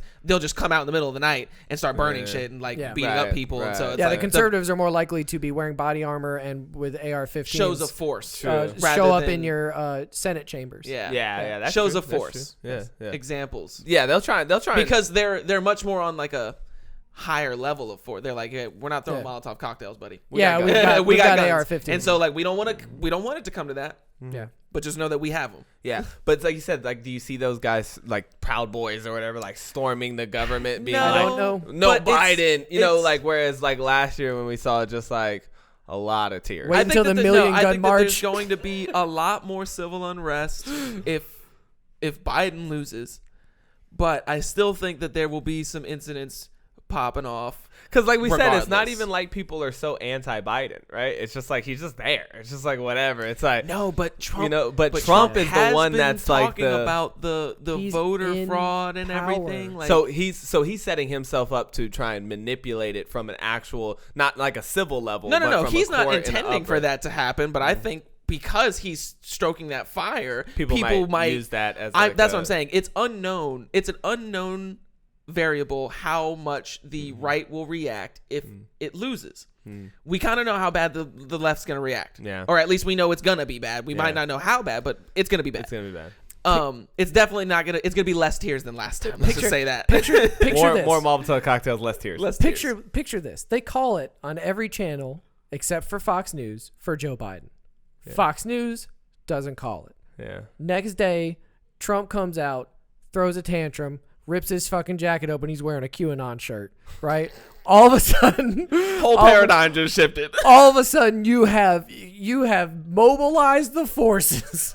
He's right It's because happening. because it's not like It's those a people real won't one. come out because the guy who did the Pizzagate thing was one of these people that we're talking about. So it's not like they won't come out. They'll It's show just up. that when they do come out, it's going to be for a more severe thing, and they will come out in force for that to match that. So I think that that's the thing that we're saying is that the floor for the right coming out is lower than the left. Like we know the left's going to come out if they lose, whereas the ceiling, I think, is an unknown variable for the right. Like if they do come out, we don't know Yeah, what what they're they're gonna going to do. do. They might I have feel articles that. of Because secession. that's what I'm saying. At least Like, we know they might that show up with for articles real. of motherfucking Yeah. secession. Yeah, Like, like, they're there's crazy. no telling. I heard that. I mean, there's already groups I that would love to heard secede. Trump's from the like, goddamn I've thing. already got it drawn I up. heard that. But see, We're 'cause that's my thing. seceding. I don't see it like, you know, I just see it as a protest, right? Like that's all I see it as. If Trump wins, then like you said, they're gonna take to the streets and march and scream and kill. and signs. And, maybe I don't know if it bomb. disintegrates. Kill. Maybe it disintegrates into riots, right? Yeah. Like they always start. I don't think that people go out with the intention to riot, right? So it's like you It go works out to, but it works. Yeah, out. when you bring along enough ammunition, it kind of Yeah, fixes it gets- itself. It gets, but like you said, the other guys are more calculated. And they move in tighter groups. Like they have names for these groups and stuff, and like they like move as like a little unit. So it's like 20, 30 guys might show up on the White House steps with some guns. I could see that happening, but I just. Well, yeah, it's just like we don't know whether or not those 20, 30 guys are going to show up with guns as a show of force. Yeah, or if they're going going to to show up with guns to and make and some kill moves. Yeah, Or but I just if don't they're see them going to having show up. enough incentive. Well, I think don't about either, this. but like I don't think they love Trump so much that they're like, our guy didn't win. Like We've let's already go out." seen Trump deploy SWAT teams from Texas and federal marshals from other crazy Yes. different branches of Now these that, different government like, units. I see it. And we know that some of the people, everyone who protests that has ARs hanging off of them at state departments and stuff, or like the Michigan stuff, like I'm not saying they're all pro-Trump. There's been other a lot groups of that them are are- anti-Trump that Sure. will come out with their guns yeah. and show of force. But I'm saying like when you combine all those things, they might be showing up to say, Mr. President, we're with you. And that's a whole nother thing too. Because if Trump's like, now Washington, D.C. is mine. Yeah. I'm we're the, just I'm the acknowledging leader of the military. Although small, the possibility, like it's like I've put any other person that you could have put into Trump's spot, and I don't see any of that happening. Yes. But I just feel like He's just wild enough. it's like that green thing in the roulette wheel, just to tilt it, just tiny. a little bit. That's my thing. It's like, and that's why I said I don't see it as a civil unrest. So as a political unrest, or like, Yeah. do I see that Trump could try and stand up the military and say, I'm not fucking leaving. You're You're gonna have to drag me out of this fucking building. I can see that. I'm finishing my coffee. I'm finishing my. I paid for this coffee. Hey, don't leave, man. I could see that. But like you said, the majority of the conservative party or the right or anything is old white people. And old white people ain't going to come out and fucking try and run over your neighborhood or take over the government. They're young white Southern people with beards and guns. There's a couple of them. All right. Hey, no, I'm. If I was going to bet on it, I'd actually bet on my scenario happening because that'd be way better odds for me. But the safe bet is your perspective. Like that's going to be handled. It's an extremely low possibility. But I'm saying that I have to. If we're Trump talking about loses. it, I have to acknowledge the fact. No, not an extremely low possibility that he loses. I think it's actually gonna be really tight. I'm not really. No, I'm confident, saying like but if he does, it's a small. low I think it's possibility. actually quite a high chance of civil unrest if Trump wins again. Because there's so many people I'd who hate be willing him to and guarantee don't want do that. Yeah. See, like you see what I'm saying though, there's a more against Trump than there is against Biden. You know what I could see? I could see people from the left coming out in protest, and I could see the people on the right coming out to like Defend. squash it, to like defend him. And I could see that breaking out into some shit that ends up not very good. It's already Last kind time of they just made fun of him though. You know what I mean, last time they were just everybody They just wore like laughed pussy at them. hats and stuff. Yeah, it's no. just like- I'm not. I've seen some of the Proud Boy Antifa fights. Okay. Yeah, I mean, I just imagine them with guns now, and I'm like, whew, that could be bad. Like, it just hit me right now. I was like, can you imagine if they both came out? Well, Like, we're talking about if one or the other comes out, but if they both came out, that could be three interesting. dudes don't discussing see the- dystopia is what this podcast has become. it's just like y'all are like a bunch of Kyle Rittenhouses out there. Yeah, we're out here just like mowing down loading up the our fucking- AR-15s. Yeah, but shit's going down. Just put. Y'all getting ready for Y'all the gonna election. y'all gonna like this new Trump. Hey, you gonna take this? But I think this is a good place to wrap it up. Oh, for because sure. I have enjoyed this election podcast. Yeah, it's a good conversation. We've touched on all the candidates, including Trump, and Trump. God damn, that was sauce. And I just want to let you guys know, whatever happens, Best of luck out there. yeah, best of luck out there. Just Go vote. Watch out for your cornhole, bud. Yeah. Nah, but legitimately, I think whatever happens, just remember that when you wake up November 4th, your life will not have changed all that much. Yeah. I love that. Love thy Yeah. neighbor. Yeah, seriously. Yeah, love thy neighbor, please, Yeah. for the love of God. That's You my- cannot that's my like Trump. go-away message. You cannot like You don't have to hate somebody for who Don't they voted punch for. Nazis. You know, Don't own the libs. It's okay. You know, Love thy neighbor. It's okay that people don't have the same views as you. Yes. It's fine. Well, really cool. internet, that was fun. We're going to catch you later. Appreciate y'all. Peace.